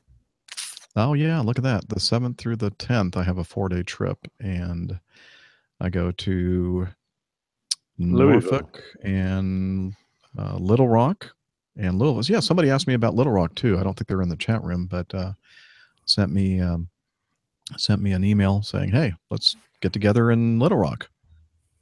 So yeah, it all depends again on, of course, the when we're going to be recording that week and that kind of thing, but I'm sure we'll be able to work out something. So all right. Anything else? No, thanks for everyone's No, thank you. suggestions in the chat room for birthday microphones. I've got What a did you come great up with? selection now to go for. What are you going to go for? Yours. Are you? Yeah. I think you'd like it. I love mine. In fact, I take it with me on trips and everything else. Comes in a nice little Carry case. There It's a padded case. The little zipper thing here. Hey, it says you can't read it. APGQ.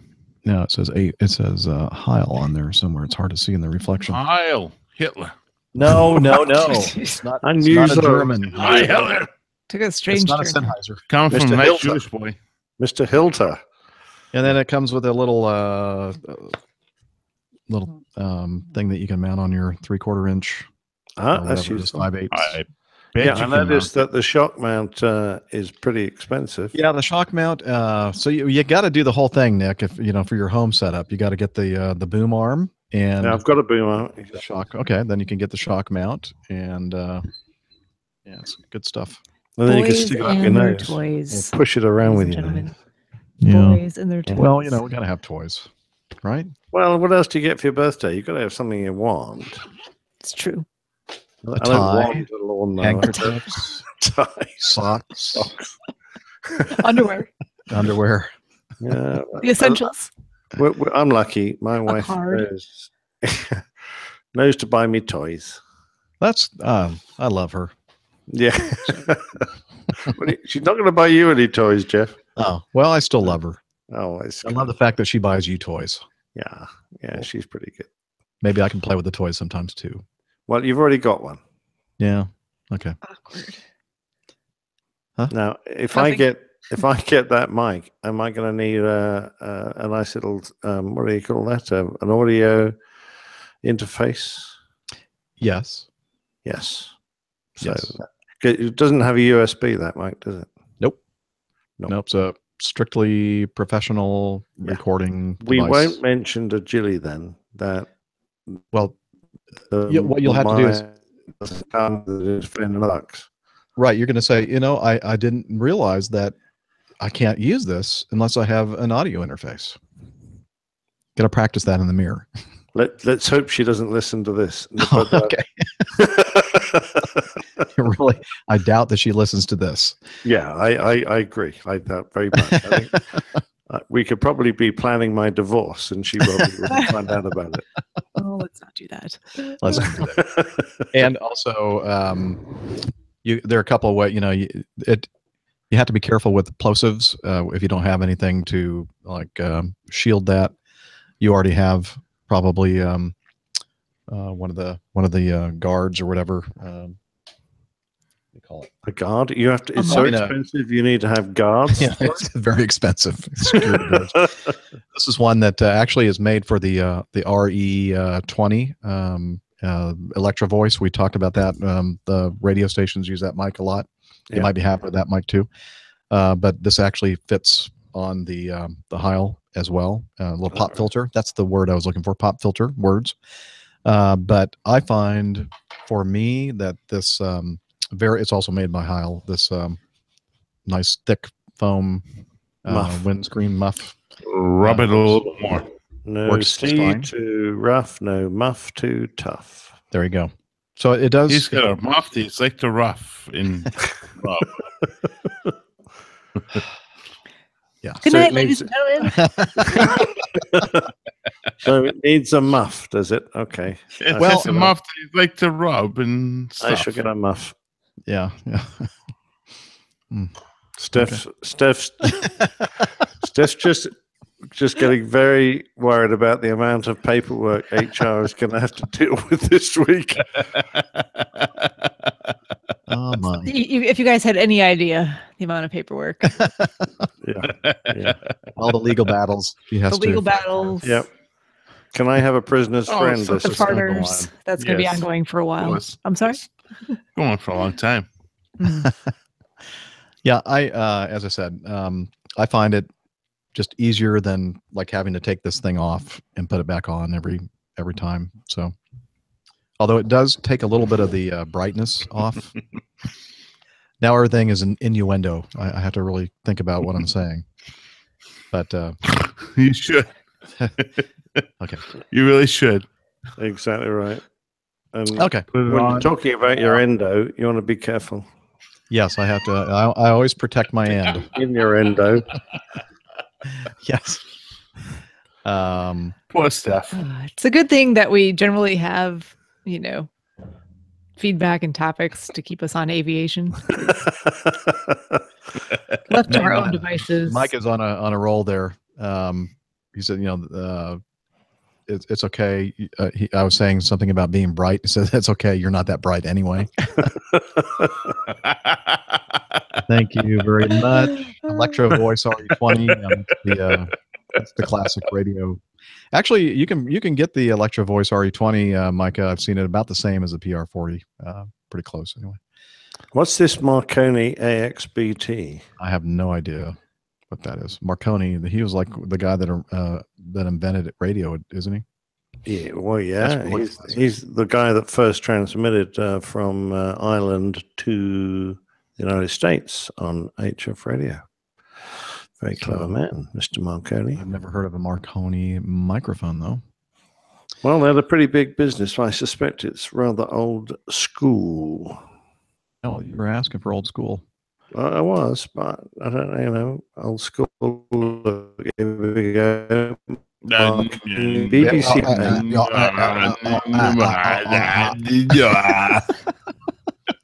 Apparently, the AX is a ribbon microphone. I would not You can find it in recommend the that. Science Museum. Yes. Oh, I see. This has a picture of the BBC call letters on it. BBC. The British Broadcasting Corporation. Oh, it does. I like the one with That's BBC. why I put with BBC. Circa 1945. Very, very. You see, I'd speak ever so Queen's English if I had a BBC microphone. It'd be good. I'd have to wear. They used to broadcast in formal dress with starched collars and bow ties, black tie, when they read the news in the early days. Maybe we should do the same then. That'd be a nice idea. It'd be very professional. It'd be hard to have all of these interesting conversations if we were all. Yeah. We could still drink, though, right? A cocktail dress or perhaps a ball gown. And we could drink martinis. Ball gown, Steph? Kinda. Kinda? Yeah. Yeah. Kinda ball gown. It'll do. It'll It's work. a gown you have a ball in. Yeah. Hey, Nick, will you dance with me? Say again? Will you dance with me? I don't think I can get close enough, mate, but I'll try. My word. What are you trying to say? Well, by your own admission, you have a reasonable girth, young man. I do, actually. So, More to need love. to work on that. More to there love. you go. No. We Pure like love. you the shape you are. We don't want to change you. Pear shape with the extra pear on the bottom. Yeah, that's definitely not It's a shape, in our right? remit. Being Steph big. needs a big white dress, Lane says. A big white dress. And I think that's he's Why did you do referring that? to a forthcoming event. But That she does, yes. yes, I don't know how big it needs to be. I think the modern way is shoulderless, strapless, slim, sexy. Yeah, big white dress sounds like Yeah, a bit frou-frou. frou-frou. Yeah. Yeah, well, the big Greek wedding or whatever they call that one. Yeah. My big fat Greek wedding. Yeah, Yes. we don't want one Yeah. of those. Yeah, we don't need that. Not with I our think stuff. we- But I think she needs can't. to wear I can't wait to form the Guard of Honor with a line of microphones. We'll have all kinds. Classics. Justin has no idea what modern. he's getting himself into with this. Poor man. I know what they're going to do. They're going to make it secret and then tell everybody after the fact. That's exactly what I'd do. You better not do that. What? The APG community is going to be. Yeah, it's got to be on a live show. Oh gosh. I can tell you right now that will never happen, and not because I don't want it to. APG 300, the one where Stephanie got married. That's the one. And I hate to say it, but I don't think Justice gets a word in here. He doesn't get No, a no, choice. no. This is a very equitable. Oh, really? partnership You're here. gonna Oh, have yes. oh God, I wish my wife had heard that when. Anyway, Okay. On that thin was a ice long right time now. ago. Hey, the Air Force gave me a whole day off for my wedding. A whole day. A whole day off. Wasn't that nice? I had like almost a whole weekend. Ah, well, I had the weekend off anyway, but they gave me Friday as well. Oh, cool. Yeah, but I was back at work Monday morning. I think they may. I must have gotten to go early as well, because I do remember being there for the batch. Well, not the bachelor's party. The what do they call that? The Stag party. They consummate the wedding party. No. The rehearsal dinner. Thank you, Steph. We had a rehearsal dinner. Rehearsal dinner. Lord. Yeah, and on the night before, and then the day of the wedding, and then the post-wedding party reception. Yeah, there's just way too much that goes into weddings. Yeah, I know. I'm sorry. Yeah, Most of it's money. Yeah, Friday night we had the stag do. All the boys came down after they finished work on Friday, and I got absolutely rat-arsed in the pub. And got put in the stocks, and then eventually got back to my mum's place in the wee hours. Spent the whole morning vomiting in her sink. You got put in the stocks? Yeah, the pub had a set of stocks outside. This is England. It sounds like you're getting a gynecological exam right there. Yeah, Putting your leg in the stocks. They're sock stools for your head and Those are arms. I believe. stirrups, Dana. But most people don't know that. Anyway, by the by, I came to the wedding, which was at lunchtime, looking absolutely green. And what's more, there was one of the guys there on the course who'd been drinking with me the night before, who was in a wheelchair. Oh, He was wearing. Was he in a wheelchair before? No. He was wearing his Air Force uniform. And he was sitting in this wheelchair. And I went, God, Mike, what the hell's happened to you? He said, you don't remember? I said, no. He said, you know, when we put you in the stocks and you were fighting? I said, well, kind of. He said, well, you kicked my leg and dislocated my knee. And I spent the night in hospital. And now I'm in a wheelchair. I'm going to probably be medically recoursed. And my flying career is wrecked all because of you. So I felt absolutely dreadful. I felt awful. So he's there in all my wedding pictures, wearing his uniform in a wheelchair, and he's got a really bright red birthmark on his face anyway. So all the old tears are going, oh, look at that poor pilot. Oh, he must have been injured. You know, they're thinking he's had some accident. Anyway, I'm just beside myself with horror of what I'd done. And of course, we get to the reception, and I'm there in the reception line, and he walks in wearing a suit on his feet. And I'm going, what the hell? And he said, oh, sorry about that, Nick. I left my uniform trousers at home. It was the only way we could work out how I could be in the picture in uniform. So they made the whole thing up. That's fantastic. He was there in his wheelchair with a blanket over his legs to hide the fact that he didn't have any trousers. And they'd stolen the wheelchair from the old age person's home just down the road. I hope they. What a romantic wedding! It was. Oh, And he's goodness. there. You can see him there in all my wedding pictures. This bloke in a wheelchair. That's great. Wow. Love that story. That's hysterical. But they were bad. Why wasn't that on the show? That's funny. Oh man. Well, I think I need to go and get something to eat and get my bag packed for my trip tomorrow. Monterey. How long does it take you to pack a bag, Jeff? Not long, especially 35 minutes. Yeah, if that. Yeah, not very 12 long. minutes if that tops. Yeah, or I just use. I just leave. You know, it's probably still packed from my last trip. I'll just use. I'll just wear the dirty clothes I have in it. Just kidding. Disgusting. Well, that must have been all I usually do. Turning underwear inside out. Yeah. Yeah, take out the shredders, throw in some clean shredders, and that's usually it. Shreddies? Yeah, that's shreddies. You know, just what you said, but it's an English word. Shreddy? Okay. I mean, there was Alec Baldwin Alec Baldwin had the famous Saturday Night Live skit that Shreddy balls, talking about Shreddy balls. Yeah, Pete Schweddy's talking about ice cream. Schweddy balls. Yeah, Pete Schweddy's. Yes. So you're talking about Schweddy's? Probably. They're just called shreddies. It's just their forced name What's for shreddy? That's what happens. That's what happens to them when the shreddies. Girls see you wearing them, they shred them right off, right? Yeah, well, I'm not quite sure of the origin. To be fair, that's one of those words that's just been into the annals of time. Is it? Does no? Because speech shreddies. I bet someone look under the Urban Dictionary That's for where we're headed. shreddies. It's probably come from Al Baldwin. The Google search. Shreddy. The third thing that comes up on the Google search is flatulence underwear. So well, actually, that is a brand. That is Captain Al's flatulence underwear. Now I understand.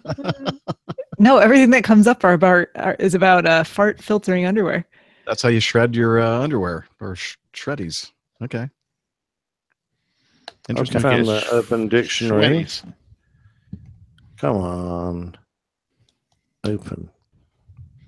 Dr. Seth's looking pretty petrified right now. Urban Dictionary shreddies, often with a pejorative inference to the effect that said garment is in well-worn or torn condition underpants. Underpants, often with a pejorative inference that the effect that the said garment is in well-worn or torn condition. So there you go. Well, that's it. That's perfect. I mean, you don't need to replace perfectly air-conditioned undergarments. Exactly. They right, have holes in them. It actually makes the airflow better, so it keeps it cooler and airflows better. That's it. And I'm sure that's want to replace all my undergarments because they have holes in them. There you go. So I'm sure that's why the manufacturers of the charcoal impregnated flatulence underwear that Al wears chose the name shreddies because that's an old slang term. There you go. Shreddies. Okay. Gotcha. And we've all learned something tonight on the APG. We have. You're welcome. Yeah. Yes. And I promise not to freeze Taco. Thank you. I hope he's all warm and cuddly. All right. Well, I'm gonna stop the broadcast. Okay. I know. You know, you want it to go on forever, but I want to stop. It degrades further from here. Actually, I'm at the chat room. They're begging us for us to stop. I know. Please hit the stop podcast button. Please, Jeff. Please let us go. Main speakers have gone Have mercy on us. Yeah, well, particularly the ones with the syndrome. They can't actually turn off until we stop the broadcast. Yeah, everybody. Thanks for hanging out with us. Cheers. You guys, we love you. We really do. We certainly do. All the best.